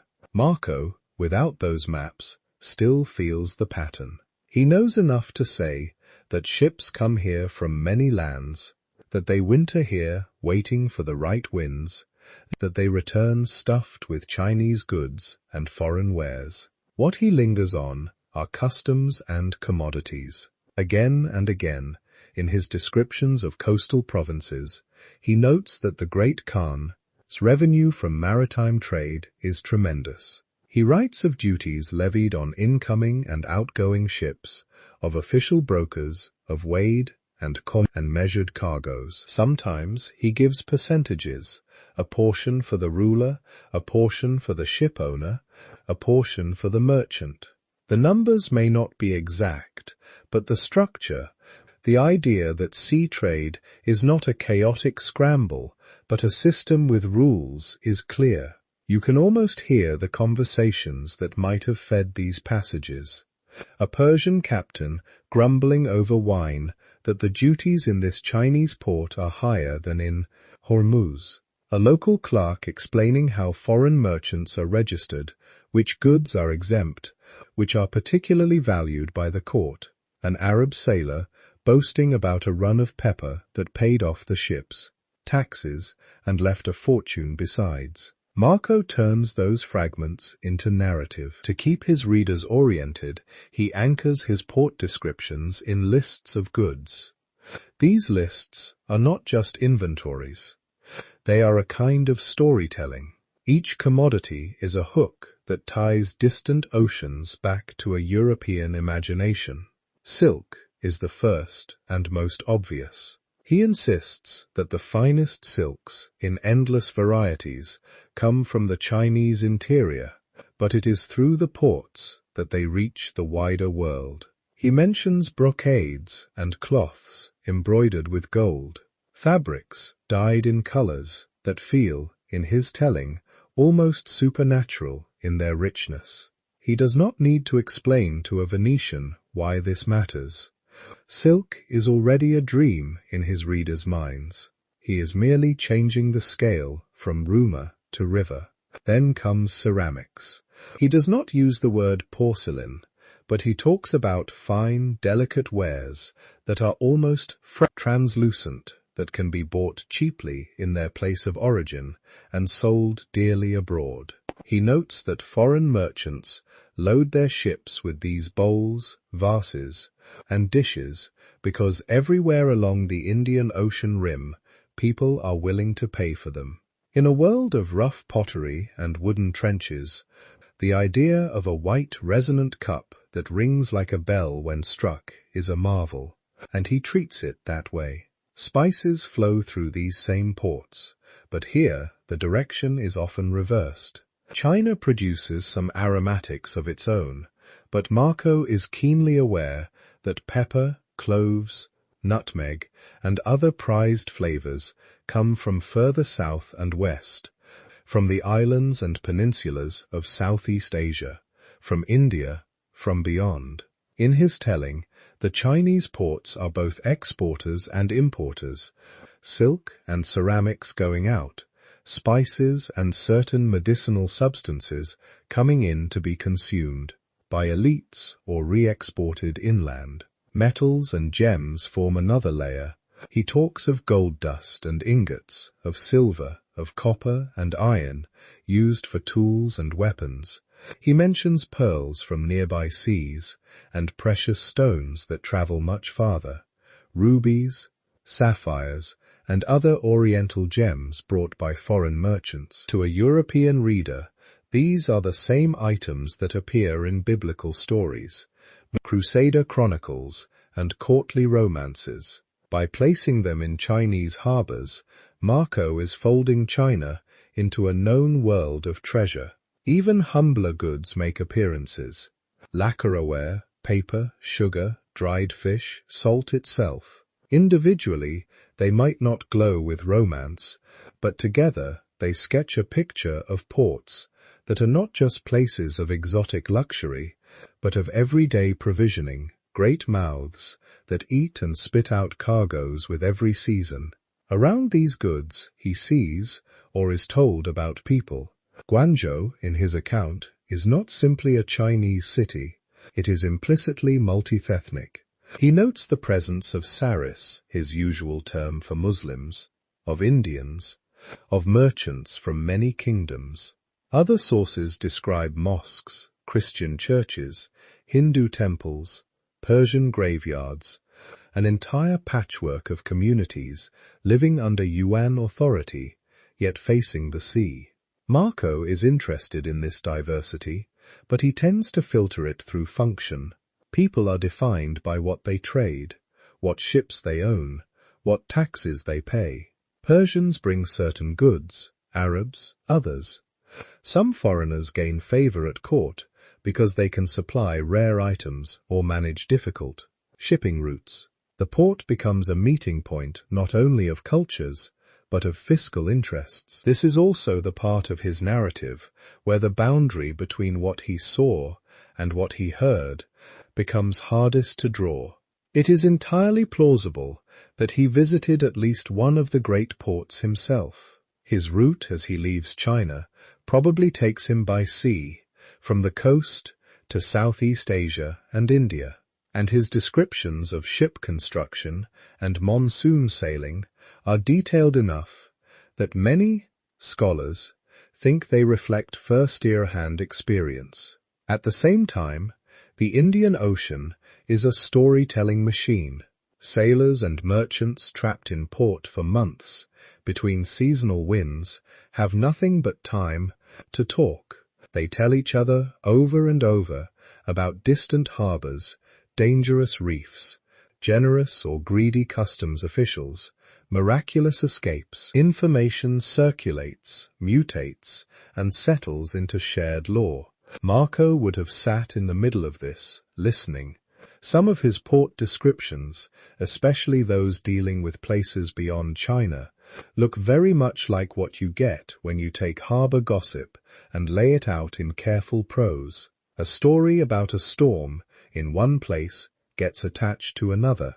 A particular ruler's customs reforms are generalized to a whole coast, but the basic picture of a connected seascape of Chinese ports deeply plugged into routes that run all the way to the Gulf and beyond, lines up with what we know from Arabic, Persian, and Chinese records. This is where his maritime China rubs against our later habits of imagination. For a long time, when people in Europe and then elsewhere said Silk Road, they meant caravans crossing deserts, camel trains filing past dunes, walled oasis towns on endless plains. The mental image is almost entirely overland. China, in that picture, is a land power at the eastern end of a ribbon of sand. Marco's book can be read that way if you only look at certain chapters. He certainly describes caravan routes, mountain passes, and inland cities. But once you pay attention to how much space he gives to ports, ships, customs dues, and seaborne trade, another pattern emerges. His China is not just the terminus of a land road. It is also a coastline deeply stitched into a maritime world, one that in his time is at least as important as the caravans. The goods he lists in the ports are not the leftovers of overland trade. They are mainline cargoes in their own right. The customs he describes at harbors are not peripheral taxes. They are major pillars of imperial revenue. The foreign merchants he meets are not occasional visitors. They are settled communities whose lives are organized around predictable winds and regular voyages. By highlighting these things, whether consciously or simply by following his own curiosity, Marco preserves a snapshot of a world in which the boundary between Silk Road and Sea Lane barely exists. Cloth moves by camel and by ship. Pepper travels in saddlebags and in hulls. Information and coin cross from one medium to the other so often that from the perspective of Quanzhou, the desert and the ocean are just different kinds of distance. He does not theorize this. He does not step back and say, "Behold, a unified Afro-Eurasian trading system." That is our language, not his. But his attention, His insistence on telling you how many ships, how much customs, how many merchants points to a reality that later romantic visions of the Silk Road tend to flatten out. In his pages, China is an empire of routes. Some of those routes are rivers and canals laden with tax grain and salt. Some are roads over mountains, and steppe with relay stations, and caravanserais, and some are names marked not by milestones, but by stars, winds, and seasonal rains carrying cargoes that smell of spices and sound like coin when they are unloaded on stone quays. Once you see that, the next question practically asks itself, if this many foreigners, this much wealth, and this level of organization are swirling through China's ports and harbors, what happens when he fails to mention certain very famous Chinese things at all? What does he see and not see when he stands at the hinge between this maritime world and the land behind it? To answer that, we have to look not just at what he describes in detail, but at the silences that puzzle modern readers, the missing tea, the quiet about the Great Wall, the things he skips over in a land he otherwise seems eager to measure and count. For more than a century, a certain kind of reading of Marco Polo has loved the silences more than the sentences. You will see it again and again in modern discussions. The list is almost ritualized. He doesn't mention tea. He doesn't mention foot binding. He doesn't describe the Great Wall as we picture it on postcards. Therefore, some say he cannot possibly have been in China. Case closed. It feels satisfying, like catching a magician with a mirror out of place. We know that China is the land of tea and the Great Wall. He does not say so. Oh, gotcha. But the gotcha only works if the China in your head is the same China that existed in the late 1200s.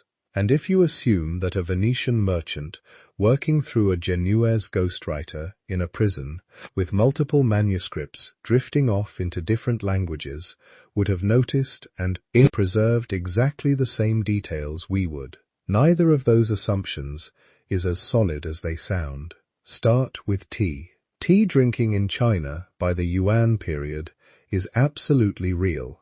It has centuries of history behind it. Elite literati and earlier dynasties had already written poems about tea, argued about whisking versus steeping, fussed over water quality and kettle shape. In some regions, tea is a daily drink as ordinary as water.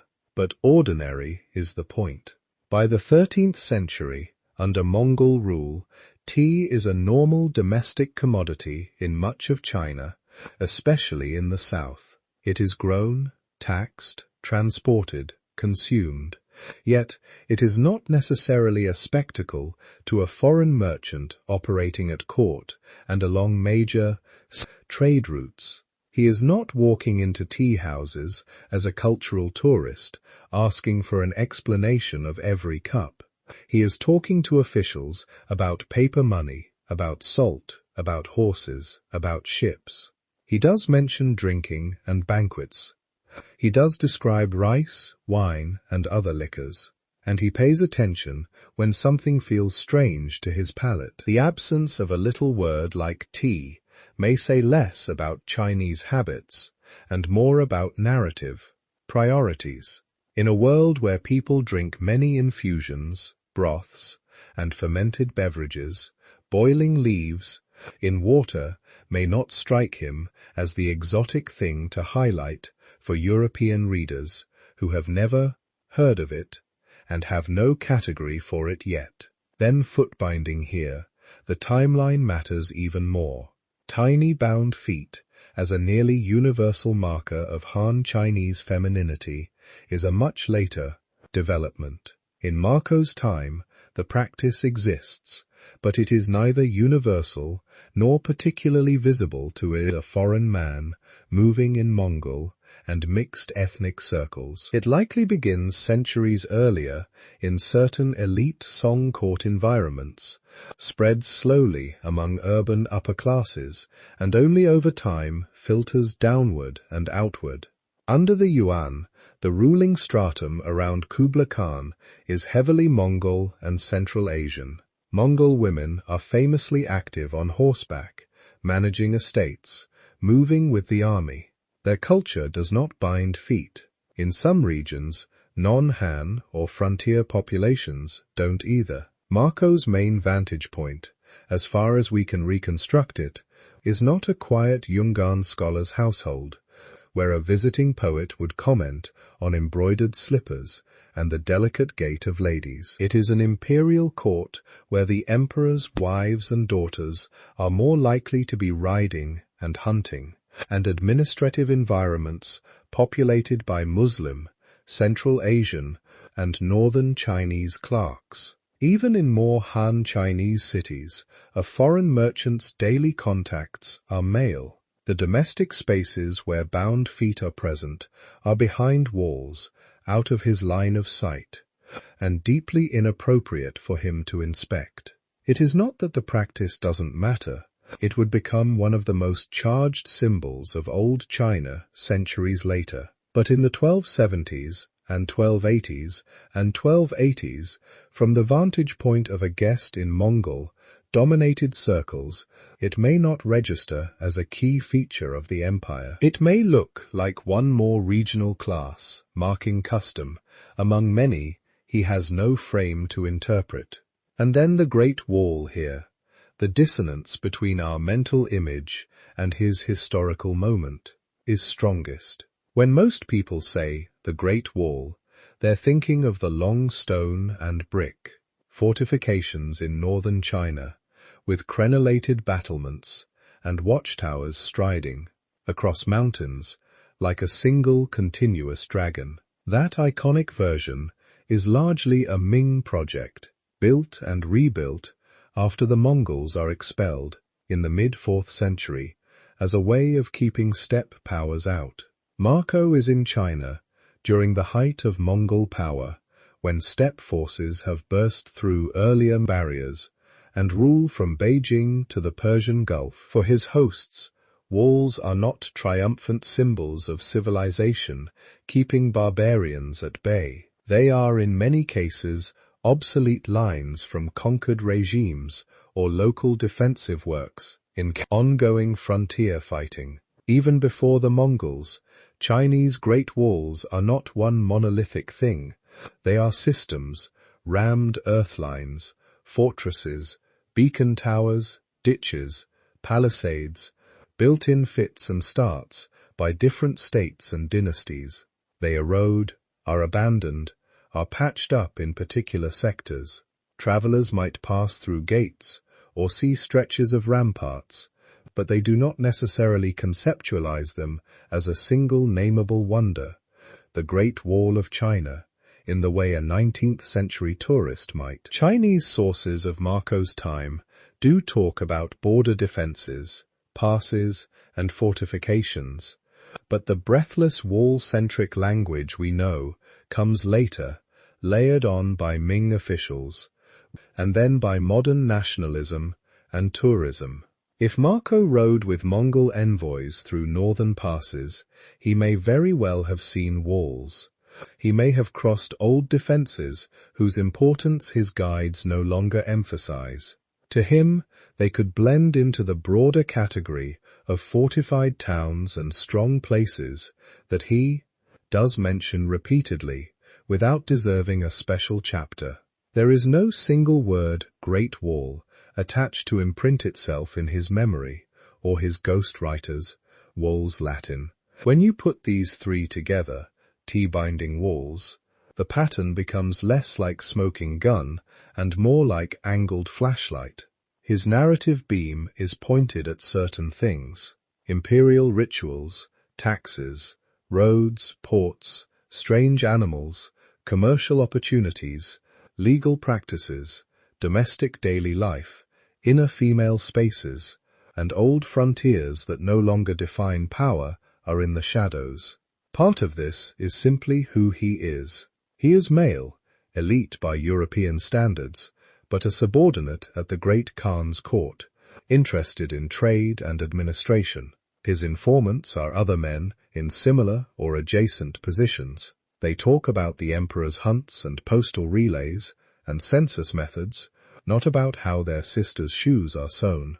Part of it is where he is. The Mongol Yuan court is a hybrid institution with multiple traditions in play.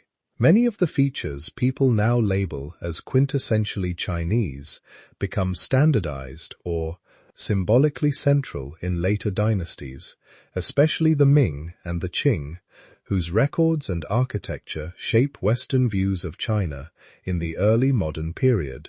We are used to looking at China through Ming glasses and then being annoyed that a 13th century papal text doesn't match the view, and part of it has to do with the way his book is made.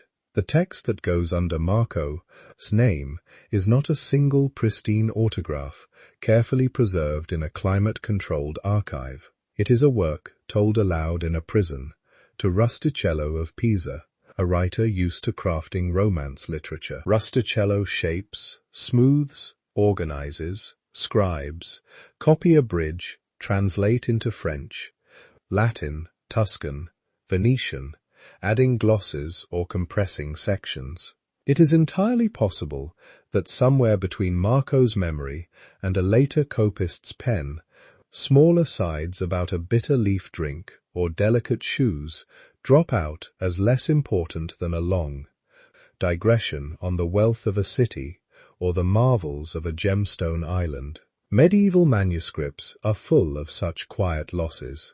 We do not know exactly what was trimmed. We only see what survived. Rustichello also has his own sense of what makes a good story for a European audience used to Aruran legends and crusader tales. He leans into wonders that resonate: huge palaces, armies the size of small kingdoms, strange animals, golden rivers, the daily detail of how people in Hangzhou start their morning, or how women in Fuyuan strap their kids, may not strike him as worth precious parchment. Once you start thinking this way, the omissions stop looking like proof that the whole journey was invented and start looking like small windows into his vantage point. He is not writing an ethnographic handbook, ticking off checklists of Chinese culture. He is narrating what struck him and what he thought would strike his listeners, filtered through a collaborator and multiplied through copies, where he is precise and oddly interested. Paper money, salt taxes, canal logistics, ship construction. We learn a great deal about what the Yuan world looked like to a merchant from Venice. Where he is silent, we learn something too. Not that the thing didn't exist, but that for him and his circle, it did not define China. The exercise, then, is not to tally every absence and declare him guilty, but to ask a different question, given who he is, where he moves, and how his words travel to us. What kind of China can we reasonably expect him to show? Once that question is on the table, another layer of his narrative starts to come into focus. The religious rites, the miracles, the marvels he chooses to highlight. Because if tea and walls can vanish in the gaps between vision and text, what does it mean when certain beliefs, shrines, and wonders make it through loud and clear? If you keep that in mind, the angled flashlight, the moving manuscript, his religious and wonder stories start to look different. Medieval travel writing is not a GoPro feed. It is a braid.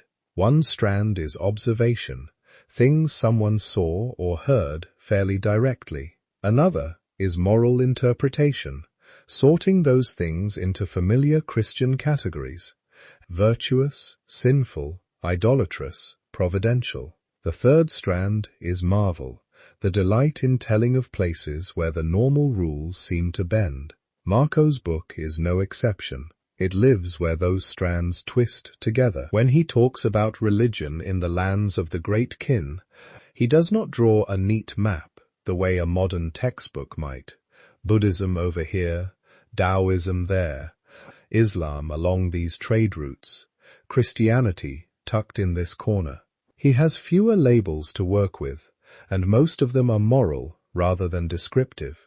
People who worship one god with a book and some version of Abraham in the background tend to become Christians or Saris. Everyone else, from Himalayan monks to village spirit mediums, risks being sorted under a single, broad word, idolaters. It is not that he cannot tell them apart at all. Sometimes he can. He notices lamas in their monasteries, describes them as wearing a distinctive habit, shaving their heads, living in communities, chanting and burning incense before images. There are hints we can recognize. Large monasteries, statues of Buddhas, prayer rituals. But instead of calling them Buddhists, a word not yet in his Latin vocabulary, he sees them as a type he already understands, monks who serve idols. He does something similar with what we would now call folk religion. In city after city, he mentions people making offerings to local spirits or images for good luck in trade, safe voyages, fertile fields. He notes how they hang up strips of cloth at sacred trees or bring gifts to a particular shrine, because they believe it controls the weather or the health of their children. All of that gets filed under idolatry as well, even though on the ground these practices may be drawing from very different traditions: Taoist, Buddhist, local cults, ancestral rites. Islam, by contrast, he recognizes more clearly. Muslim merchants, judges, and administrators were deeply embedded in the Mongol world that Marco moves through. He sees their mosques. He hears the call to prayer. He knows about fasting in Ramadan and circumcision and certain dietary laws. When he talks about them, they are not idolaters, they are saris, following the law of Muhammad. He is ambivalent. On the one hand, he respects their commercial skills and sometimes praises their honesty or courage. On the other hand, he criticizes them sharply when they oppose Christian interests or when he believes their influence harms the Christians within the empire. Christianity itself appears in his narrative as a scattered but stubborn presence. He describes Nistaran churches in Central Asia and in parts of China, communities that had been there for centuries, praying in Syriac, venerating the cross. He tells stories of crosses standing by royal roads, of churches supported by Mongol rulers, of Christian queens and consorts at court, but his language about them is filtered through Latin categories. Christians in his text do not map neatly onto Roman Catholics. They include Eastern churches with different liturgies and theology, people who would have looked odd or even suspect to a Venetian priest. Yet in the story they become a single camp, the Christians struggling under the weight of idolaters and saris, occasionally delivered by miracles. This is where the moralized marvel begins to seep in. Consider one type of story he repeats, the contest miracle.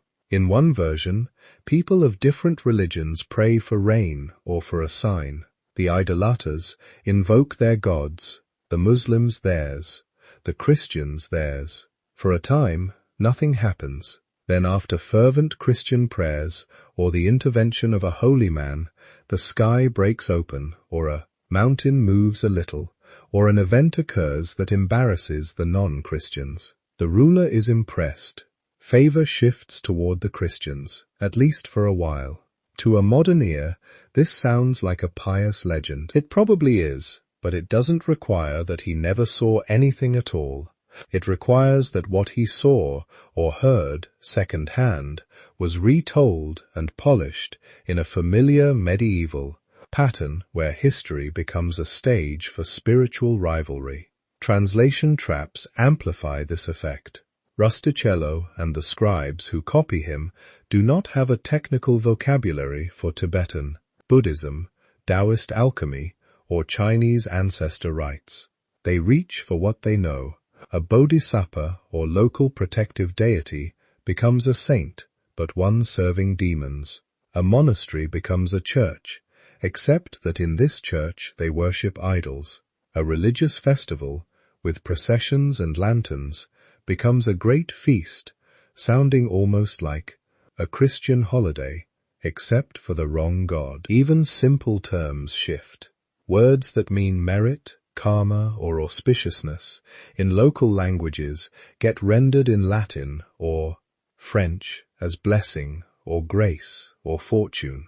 The underlying ideas are not identical, but on the page they start to blur.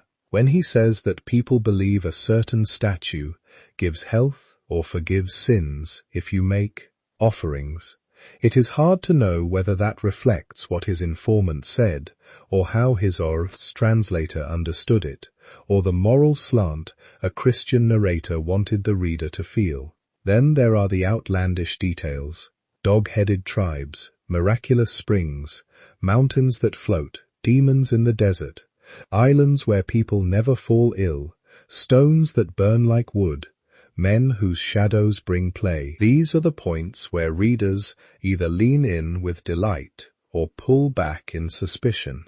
How, you might ask, can we trust him about tax systems if he also repeats tales of men with tails? One answer is that medieval audiences did not draw a sharp line between geography and bestiality. The world beyond familiar horizons was thought to contain both strange peoples and strange creatures.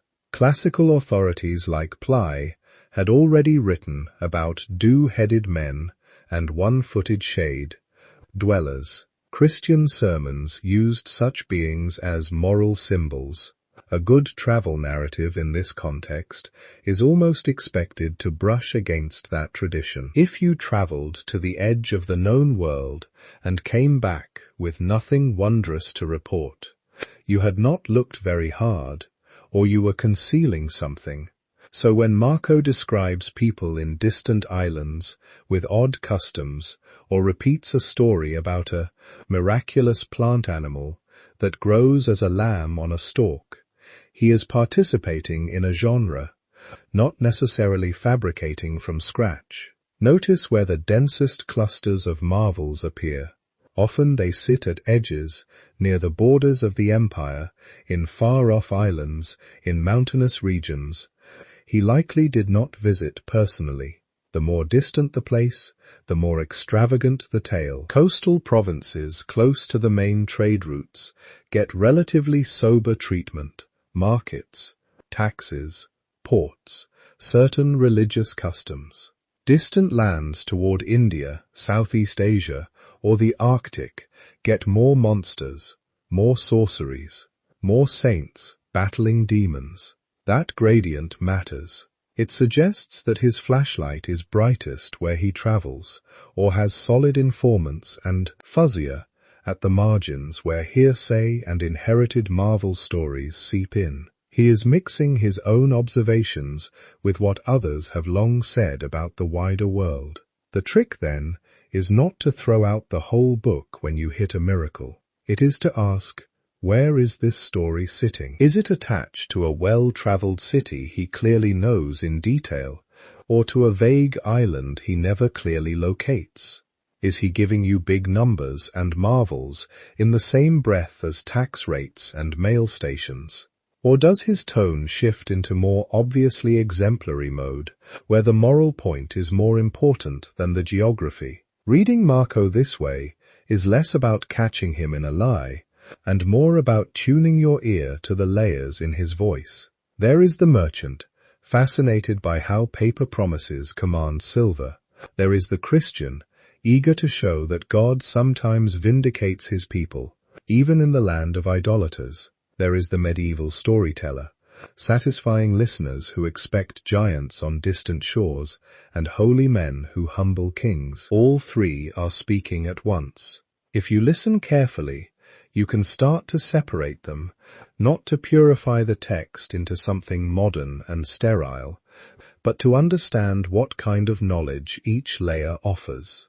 The Marvel stories read with curiosity but caution, tell us what Europeans in his world found astonishing, frightening, or morally instructive about Asia. The religious labels handled gently show us where his categories fit awkwardly over complex, local realities. The quieter details in the middle of those same chapters, how many monks a monastery feeds, what taxes fall on pilgrims, how different faiths coexist under Mongol rule, give glimpses of the Yuan religious landscape that no bestie could invent. And when his voice slides most fully into legend at the far edges of the map, that too is information. It tells you where direct sight gives way to the long echo of stories, and where the China in his pages begins to blur into a larger dreamlike Asia of wonders. From that blurred edge, his narrative will soon return to firmer ground, to the names of provinces, the divisions of Kath and Mangji, the puzzle of how his Xianggu and Kamb line up or fail to line up with the China we can trace on maps today. When he does return, he does not say, "Now we are in China." The word China, in anything like our modern sense, is not the main label in his toolkit. Instead, two other names do most of the work, Kath and Mangi. They sound exotic, but they are not fantasy. They are fossils of politics. Kath is, in rough terms, North China under Mongol rule. Its roots lie in Khitan, the name of a steppe people who once ruled large parts of northern China, centuries before the Mongols. Muslim geographers picked up that name, reshaped it into forms like Kai, and used it as a label for the northern realms beyond the Gobi. By the time Marco is listening to Persian and Turk merchants at caravans along the Silk Road, Kath has become the standard Western Asian way to talk about the rich, settled northern heartland that the Mongols have taken. Mangi, by contrast, is a Mongol and Persian way of talking about the south. The term likely comes from something like Manzi, or southern barbarians, a label the conquering north uses for the people of the former Song dynasty lands, Jiangnan, Fujian, the lower Yangtze, the wet rice plains and crowded cities stretching toward the sea. So when Marco divides the empire into Kath and Manzi, he is not just drawing a north-south line on a map. He is inhabiting the world view of the empire he travels through. For Mongol administrators and the Muslim secretaries who serve them, the old Song South is a conquered world with its own history, its own elites, and a slightly suspect identity. It has been subdued, taxed, reorganized. It will feed the empire with grain and silver. The northern territories, the old Jin lands, the long Sinified zones closer to the original Mongol power base, stand in a different relationship to the court. They are closer to the steppe lands, closer to the older capitals, more tightly woven into the Mongol story of themselves. Marco's words echo that. He talks about the province of Kath as a place with big walled cities, printed paper, sophisticated administration. He also talks about the province of Mangi as a late conquest, full of wealthy cities that held out, were besieged, and were finally taken. To us both are China. To him, they are two regions inside a much larger imperial machine, and their names carry traces of conquest, hierarchy, and contempt. Those names do not come to him in a vacuum. Marco is moving through a multilingual relay system. The Mongol Empire runs in large part on Persian-speaking administrators, Muslim merchants, Uyghur scribes, and local Chinese officials who have learned how to talk to all of them. Place names pass through these mouths before they reach his. A city might have one name in the local Chinese dialect, another in the official written Chinese of state documents, a third in Mongolian, and a fourth in Persian. A Persian merchant tells Marco about Kambalu, a Persian-inflicted rendering of what Mongol officials call Kamblake, the city of the Kun. A Chinese clerk would know the same place as Dadu, the great capital. Later, Europeans will simply call it Peking, then Beijing. On the page, only one of these wins. Kath itself is a Persian lens over Chinese reality. Mangi is a Mongol Persian lens over a southern Chinese world that once called itself something entirely different. So when you feel the itch to say, he got China wrong, it helps to remember that the categories and words you are holding in your head did not exist for him in that form. He is not mislabeling a stable country. He is faithfully relaying an empire's own way of slicing itself up. Now imagine trying to line that up on a map when there are no standardized atlases, no longitude and latitude, and the borders themselves keep moving. Marco knows directions in terms of routes and days of travel. From such a place you ride so many days east to reach this city. From there you travel south for a month to reach that province by river. Mountains and deserts mark the edges more than clean political lines. Couple that with changing names, and the ground starts to wobble. The same city might be described in different parts of the text by a name inherited from an older dynasty, a Mongol name, and a foreign merchant's version of one of those. Later scribes copy those words, sometimes garble them, sometimes correct them, according to their own ideas. Centuries afterward, a European scholar tries to match Xiangan, Qinsai, Yang Yu, Camber Alay to a printed Qing or Republican map, and finds that some of them fit neatly, others only roughly, and a few refuse to stay put at all. This is why some of his identifications remain debated. Is his Qinsai, that marvelously large city with 100 bridges, really Hangzhou, the old southern Song capital? Most scholars think so, but they will still argue over details of layout and description. Is Shangan truly Xi'an, or is it a scribble corruption of some other place entirely? Does Tenduk correspond to a specific region in Inner Mongolia, or is it a fuzzier frontier zone that migrates as Mongol control shifts? Historians propose, counter-propose, and sometimes simply admit that the trail is too faint. Sometimes the problem is that two plausible identifications exist. The distances he gives between cities are not measured with odometers. They are estimates in days of travel that can balloon or shrink with terrain, weather, or narrative convenience. A great river might mean the Yellow, the Yangtze, or even a lesser tributary, depending on the informant. So the jigsaw puzzle of his geography never quite clicks into a single stable picture. Still, for falling asleep with some sense of orientation, you can hold a simple mental map. Picture a big rectangle for China. Under Kublai Khan, draw a horizontal band across the middle. North of that band, you are in what Marco calls Kath.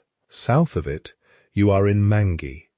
Up in Kath, imagine the capital, Kambalu, Kabalik, Dadu, modern Beijing, anchoring the northeast. Radiating from it, there are postal routes, roads with relay stations where fresh horses wait, carrying orders, tax reports, intelligence, and travelers like Marco. Those roads shoot westward towards Central Asia, northward onto the steppe, and southward into the riverlands. Down in Mangi, imagine a great curved belt of cities hugging the rivers and the coast. Hang Joinsai, in his spelling, sits like a jewel at the eastern end of the old Grand Canal, a city whose size he can hardly stop talking about. Further south and west, ports like Zaitan, usually linked to modern Guangzhou, open onto the maritime routes he praises. From those ports, ships fan out to Southeast Asia, to Zipangu, Japan, to India and beyond. Inland, rivers and canals move grain, salt, and people northward, feeding Kublai's capital and the garrisons that hold the south. This is Marco's China. Not a neat outline on a schoolroom map, but a web of roads and waterways mowed to two big names, Kath on top, Mangi below, both inside a larger thing he calls the Empire of the Great Kun. Once you see that his mistakes look different. When he calls northern Chinese Kathans and southern Chinese people of Mangi, he is not denying that they share a civilizational background. He is reflecting the way the Mongol state has sorted, taxed, and governed them as distinct populations. When he barely uses China, he is not failing to recognize a country. He is using the terms everyone around him is using, terms that stress conquest and division rather than unity. Later European readers opening printed editions of his book with their own ideas of China, already forming from Jesuit letters and later maps, try to force his categories to match theirs. If a city they think of as typically Chinese is listed under Mangi, they accuse him of confusion.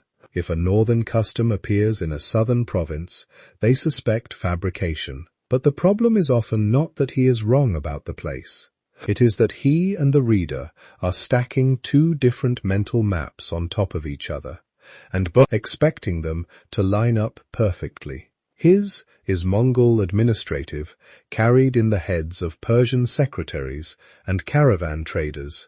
Theirs is a growing early modern geography that wants China to be a single named entity, with clear borders and a capital you can circle on an atlas. The friction between those two ways of carving the world helps explain why even today, discussions of his accuracy can slide into talking past each other. One side points to mismatched names and shifting provinces. The other points to economic details, postal routes, and court procedures that fit Yuan China remarkably well. Both are staring at the same text. They are just using different templates. If you hold Marco's own template in mind, Kath above, Mangi below, bound together under the great KHN, linked by roads, rivers, and a shared but fractured civilization, the picture settles. He may not be seeing China the way we would draw it. He is seeing something else. A conquered country still wearing the names its conquerors gave. Cities with many labels. Frontiers that blur. A landscape where identity is not one solid color, but a patchwork of regions, loyalties, and languages. From that patchwork, later Europe will build its own idea of China, turning Kath into a poetic echo, Mangi into a puzzle, and Marco himself into both witness and legend. For a long time after his death, Marco's book was not a monument. It was a tool. It moved the way useful things move in the late Middle Ages, by being copied, trimmed, expanded, translated, adapted to the needs of whoever was holding the pen. There is no single stable original text of the travels of Marco Polo. What we have instead is a family of manuscripts, some in a rough Franco-Rit Italian, the language a Venetian merchant and a Pizzan writer might improvise together in a Genoese prison, some in Latin, given a more scholarly polish, some in various European vernaculars, where scribes quietly adjust words that feel foreign, or add a gloss, or skip a boring section on taxes to jump to the next wonder.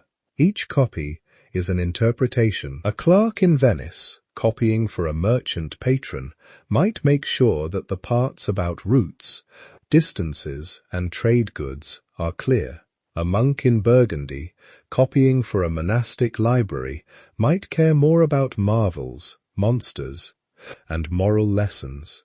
A royal translator, preparing a version for a French or Castilian court, might emphasize the grandeur of the great kin as a way of reflecting by contrast or comparison on European kingship. So from very early on, the Book of Marco Polo is not a fixed window onto Yuan China. It is a moving target. As it moves, certain bits get sticky. Merchants latch onto practical details, that there are markets for furs and cloth in certain ports, that pearls and spices come by particular sea routes.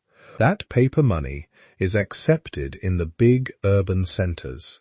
That the empire runs on relay stations, where you can find horses and lodging. Map makers latch onto place names and broad directions. Even if the distances are fuzzy and the identifications debated, Kath, Mangi, and Zaiton provide anchors. On some medieval maps, you can see these words drifting along the parchment surface, attached to crude outlines of landmasses, a kind of wishful geography based on stories. Would-be explorers latch on to the very existence of a rich, ordered urban civilization far to globally east. To a Genoese sailor wondering what lies beyond the western horizon, Marco's book becomes less a travelogue and more a catalogue of riches that might be reached by some other route. By the early 15th century, Portuguese navigators along the African coast are listening to older stories about the East, and Marco's account sits in the background like a remembered rumor. By the late 15th century, Christopher Columbus owns a copy. He annotates it. He underlines passages about provinces rich in gold, about islands off the Asian coast, about Cipangu, Japan, as a place of extraordinary wealth. He believes, or wants to believe, that by sailing west, he can tap into this network of places. Marco describes the book in his hands is not just a description of what once was, it is a projection screen for what might be found. At the same time, something subtler is happening in European reading habits. As centuries pass and written records grow more abundant, the way people relate text to reality shifts. A medieval reader is used to compilations, chronicles and saints' lives regularly braid together first-hand experience, hearsay, older authorities, and moralized digressions, all without a clear line announcing which is which. Marco's book fits comfortably into that pattern, but later readers, especially in the early modern period, begin to want something else. They like diaries, letters, eyewitness narratives with a single, named I at the center. So they start to slide Marco's book into that genre in their minds. The fact that he dictated to Rustichello of Pisa, a professional writer of romances, fades into the background. The fact that Rustichello almost certainly shaped, reordered, and sometimes embroidered the material is background noise. What rises to the surface is the idea of Marco Polo as a solitary observer, moving like a camera through an exotic world, recording everything with cool precision. The temptation is to read the book as if it were a modern field notebook. They do this, every number, every custom taken as something seen with his own eyes, jotted down at the time. When the text says, I, Marco, have seen this, the emphasis falls on the I. When it says, they say, or when it moves into long catalogues of regions he could not possibly have visited in person, those signals are easy to skim past. Over time, this selective reading helps push the book along a path from sourcebook to legend.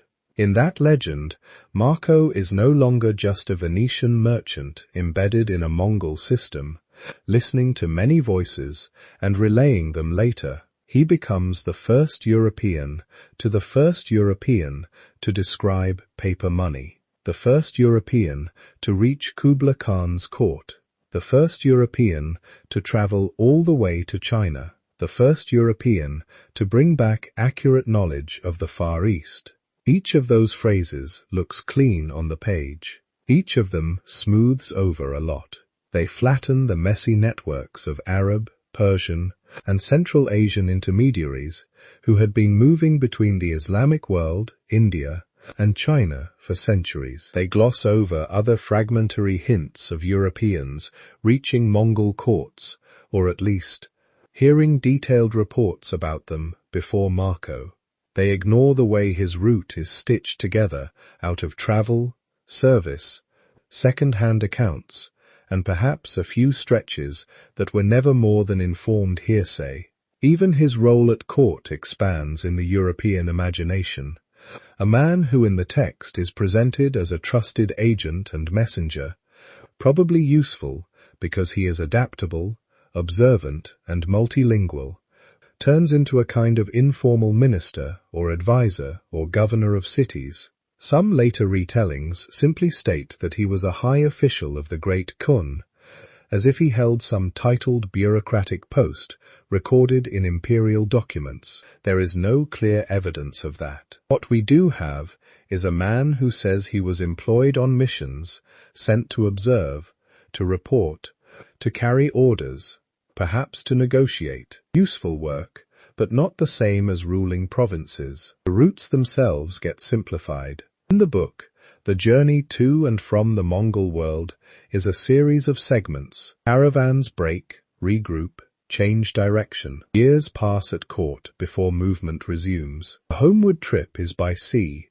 tangled and slow. Later summaries pull all of this into a cleaner line. He goes east overland, spends many years at the Kun's side, then returns. Gaps, stays, and detours blur. It makes for a neater story. It also makes for a more extreme one, a single heroic arc instead of a long, uneven commercial life, embedded in larger patterns of movement. As Europe's relationship with China changes, the way people judge Marco's reliability shifts with it. In the 14th and 15th centuries, when direct European contact with East Asia is still minimal, his book is a rare and precious window. There is little else to check it against.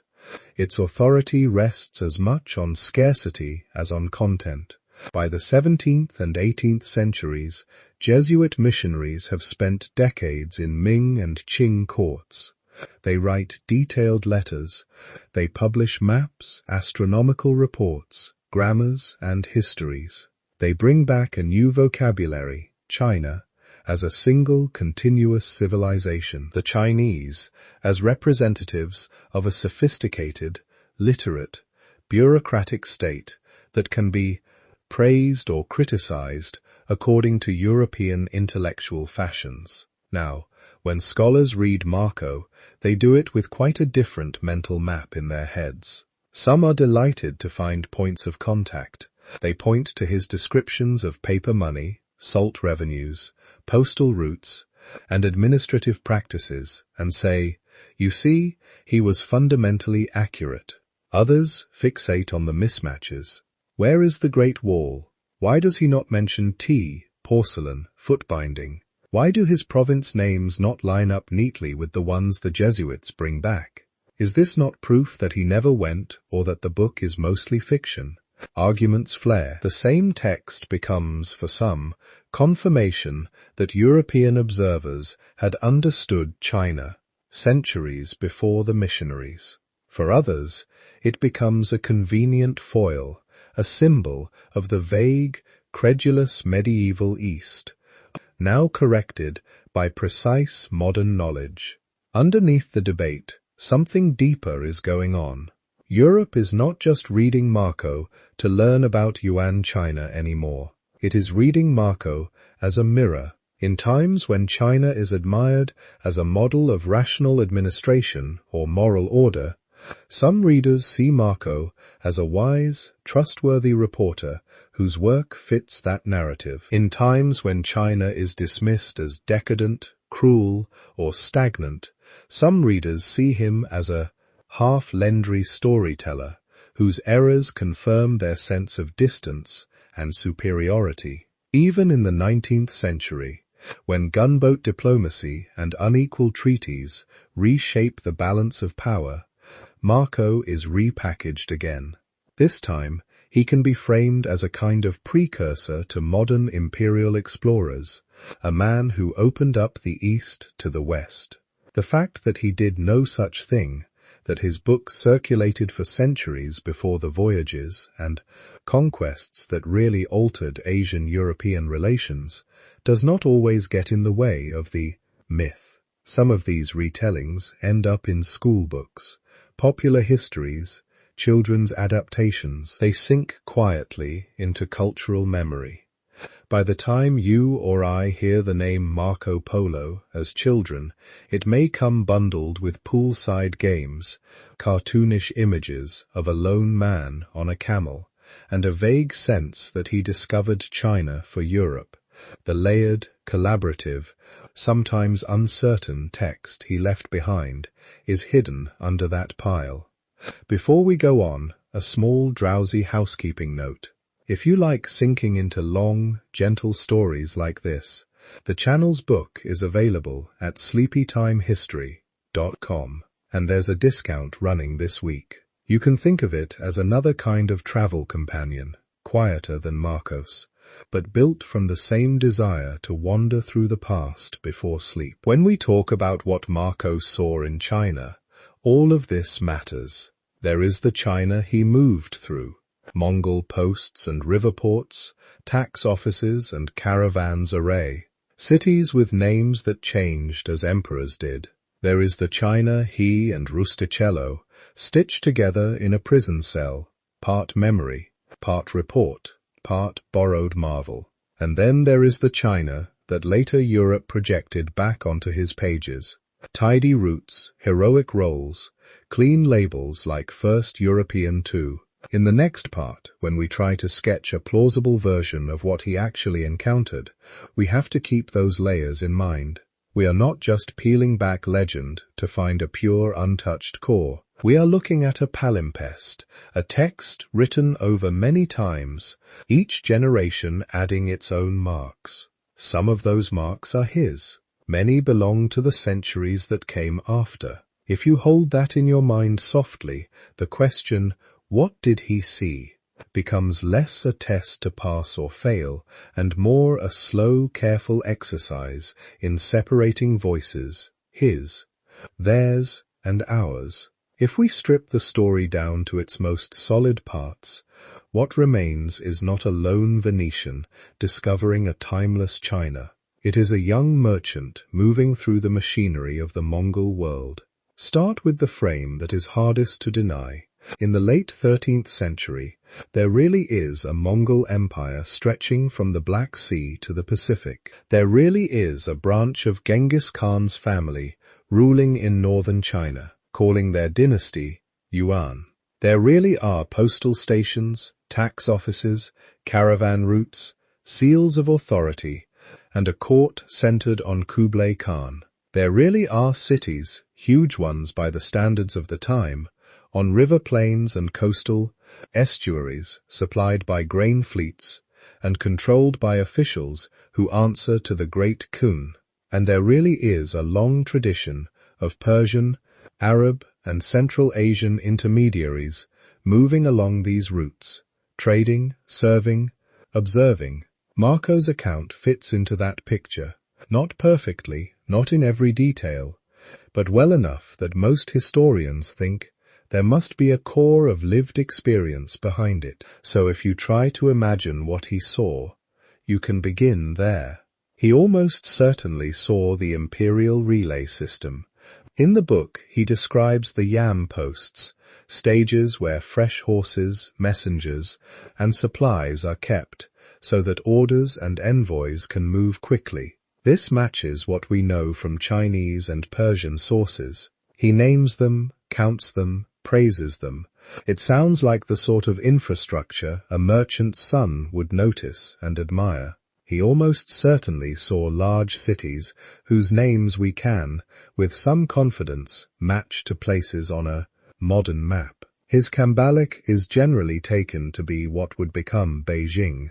His Qinchai corresponds reasonably to Hangzhou, the former Song capital, famous then for its size and canals. He talks about Suzhou, Yangzhou, Fuzhou, and the great port of Zaiton, usually identified with Guangzhou in Fujian. The buildings he singles out, the palaces, the walls, the markets, the bridges, are exactly the kinds of things a visitor would notice in a city that dwarfed anything in Europe at the time. He likely saw court ceremony at some level. His description of Kublai's palace grounds, with their hunting parks, seasonal processions, and carefully staged appearances, is theatrical but not absurd. It lines up with Chinese accounts that describe the same court as an arena of spectacle and ritual designed to make an impression on envoys.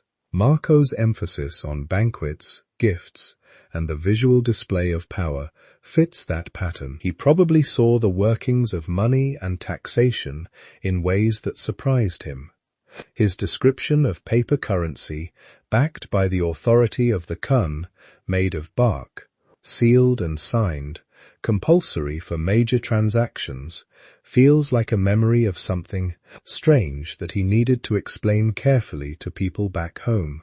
His long digressions on salt revenues and monopolies sound less like fantasy and more like a man fascinated, perhaps a little bewildered by the way this empire extracts wealth. Those passages are dry by storytelling standards, yet they survived repeated copying. That persistence suggests that other merchants also found them useful. Around this core, more delicate layers begin. There are regions he probably reached not in person, but by report.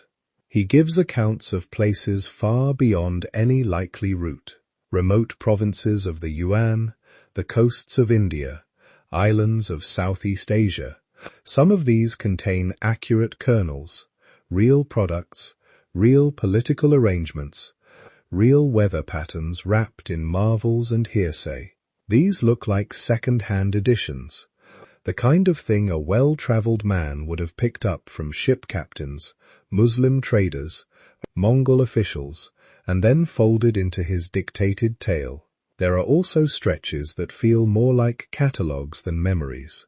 Lists of provinces with a repeated rhythm, each with so many cities, so many troops, so many marvels. Rustichello, the romance writer, would have been very comfortable with that structure. It is hard to know at this distance where Marco's recollection ends and Rustello's ruse sense of how a good story should sound begins. Memory itself complicates everything.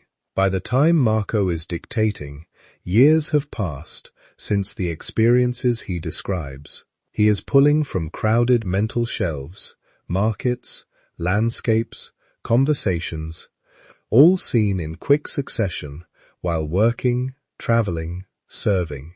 Human memory does not store these as precise recordings. It stores patterns, striking images, fragments of dialogue, emotional impressions. When he speaks to Rustichello, those fragments get reassembled into continuous narratives. Little distortions creep in, distances stretch or compress. Two journeys made months apart slide together into one. The name of an official attaches itself to the wrong city. He might sincerely say, "I saw," when what he remembers is a detailed story told by a trusted informant, heard so often that it feels like his own. Then there is translation. Marco is speaking in a mixed, rough language, Venetian background, probably colored by Persian and Mongol terms he picked up along the way. Rustichello is writing in a vernacular Franco-Italian, flavored by his own habits and audience. Later scribes copy that, sometimes into Latin, sometimes into other tongues, smoothing unfamiliar sounds, replacing strange words with ones that make sense to them. Every step preserves a rough outline while nudging the details. A place whose name sounded like one thing in a Persian caravan might become something slightly different on the Genoese manuscript page, and something different again when retold in French. So what emerges from this process is not an exact transcript of a single observer's journey. It is a composite, not pure invention, not flawless reportage. If you imagine a spectrum with eyewitness diary written on the spot at one end and literary fiction spun from whole cloth at the other, Marco's travels sit somewhere in the wide middle. He appears to have traveled widely in the Mongol world. He appears to have served in some capacity that took him beyond a single city, sending him on missions and exposing him to administrative practices. He appears also to have been an eager collector of other people's stories, and to have allowed his own tale to be shaped by a professional storyteller, and then by generations of copists. For modern readers, one misunderstanding stands out. When we picture Marco's China, we often imagine a continuous Chinese civilization, interrupted briefly by foreign conquest, but essentially the same before, during, and after. We read his Kath and Mangi as if they were just slightly off labels for a permanent China. But the world he moved through was Yuan Mongol and worked. Northern and southern regions that Chinese dynasties had once ruled separately were now integrated under a Mongol court that depended heavily on non-Chinese intermediaries: Central Asian Muslims, Tibetans, Persians, Turkic peoples. Relay stations, tax farms, and sea routes bound this space together. Marco's access to that world came through those networks.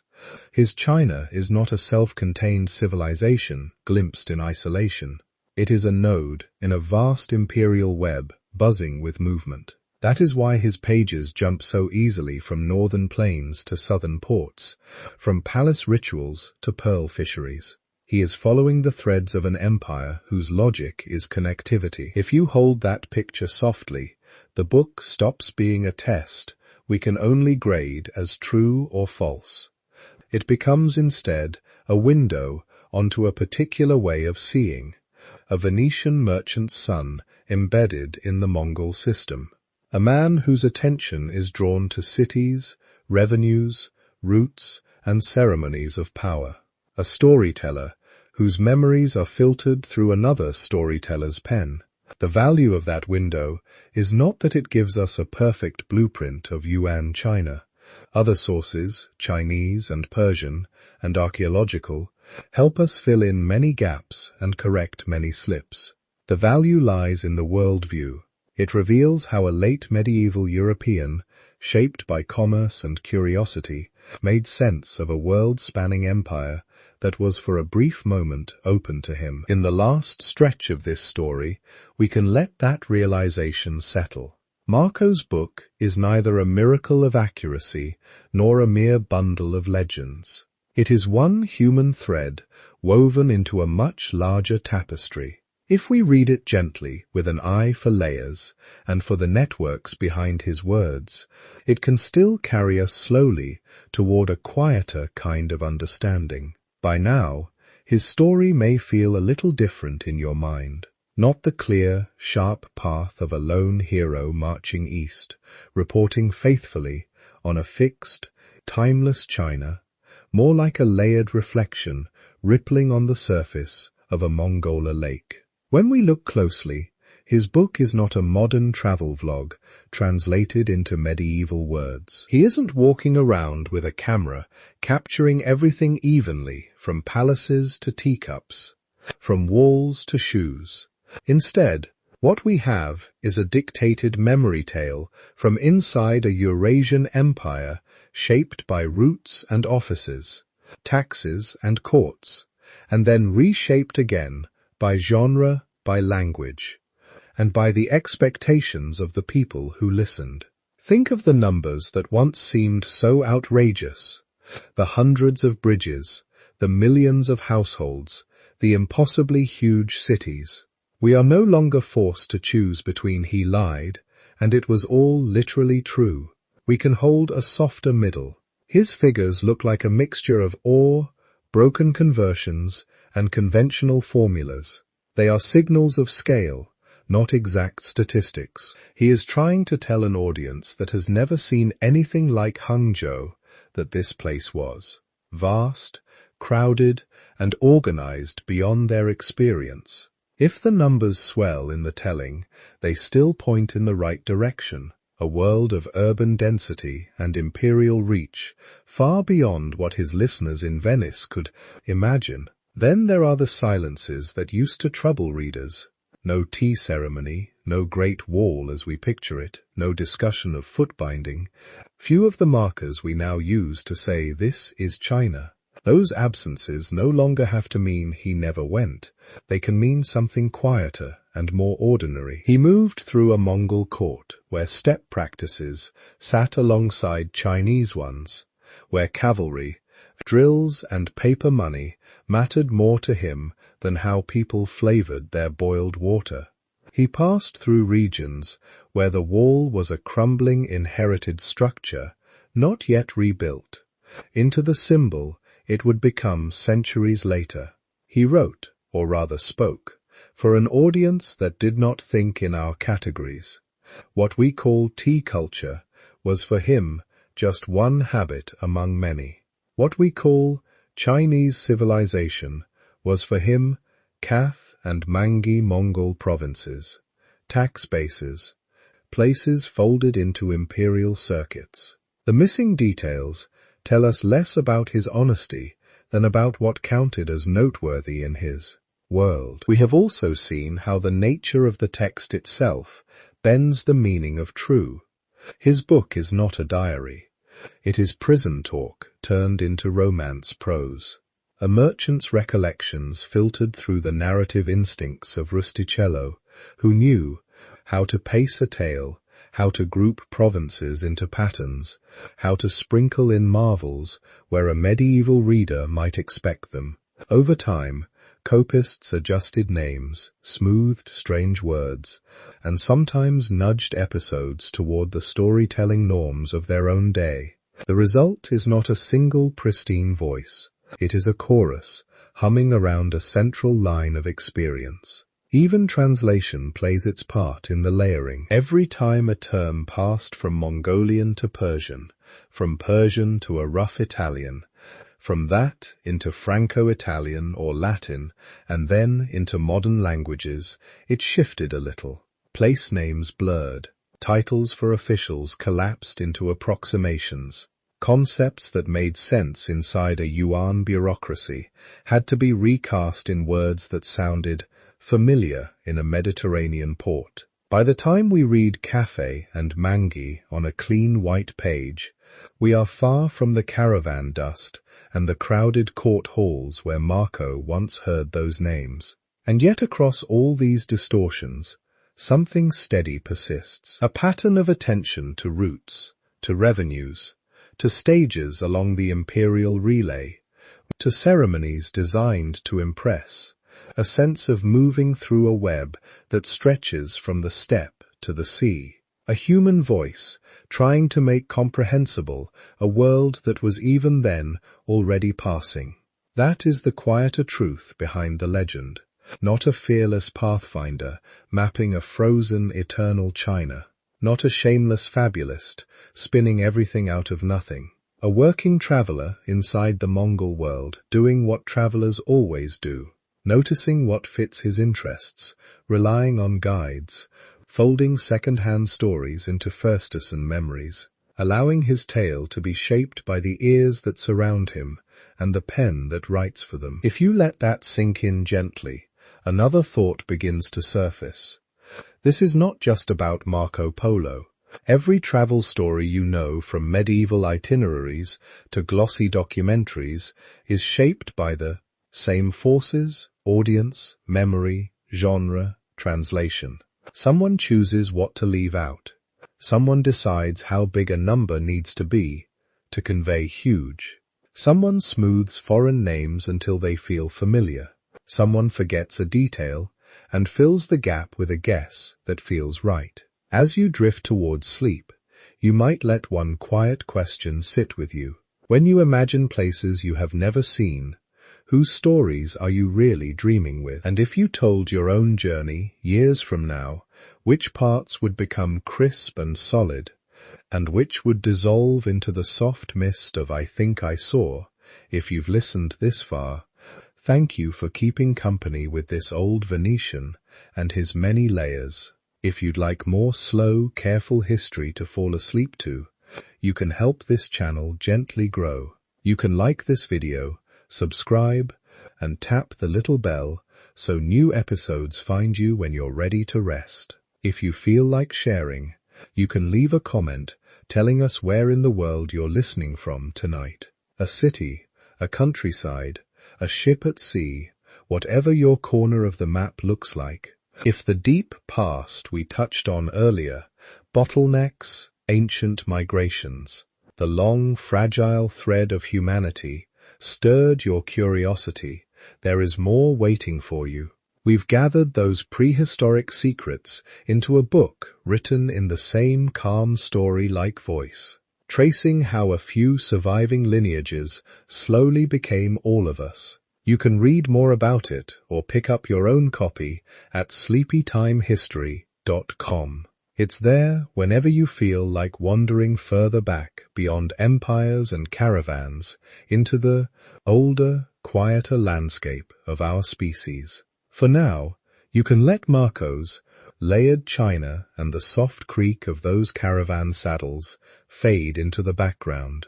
There will be other journeys, other nights, other stories to unfold together. Let your thoughts loosen like a road fading into darkness, just beyond the last torch of a relay post.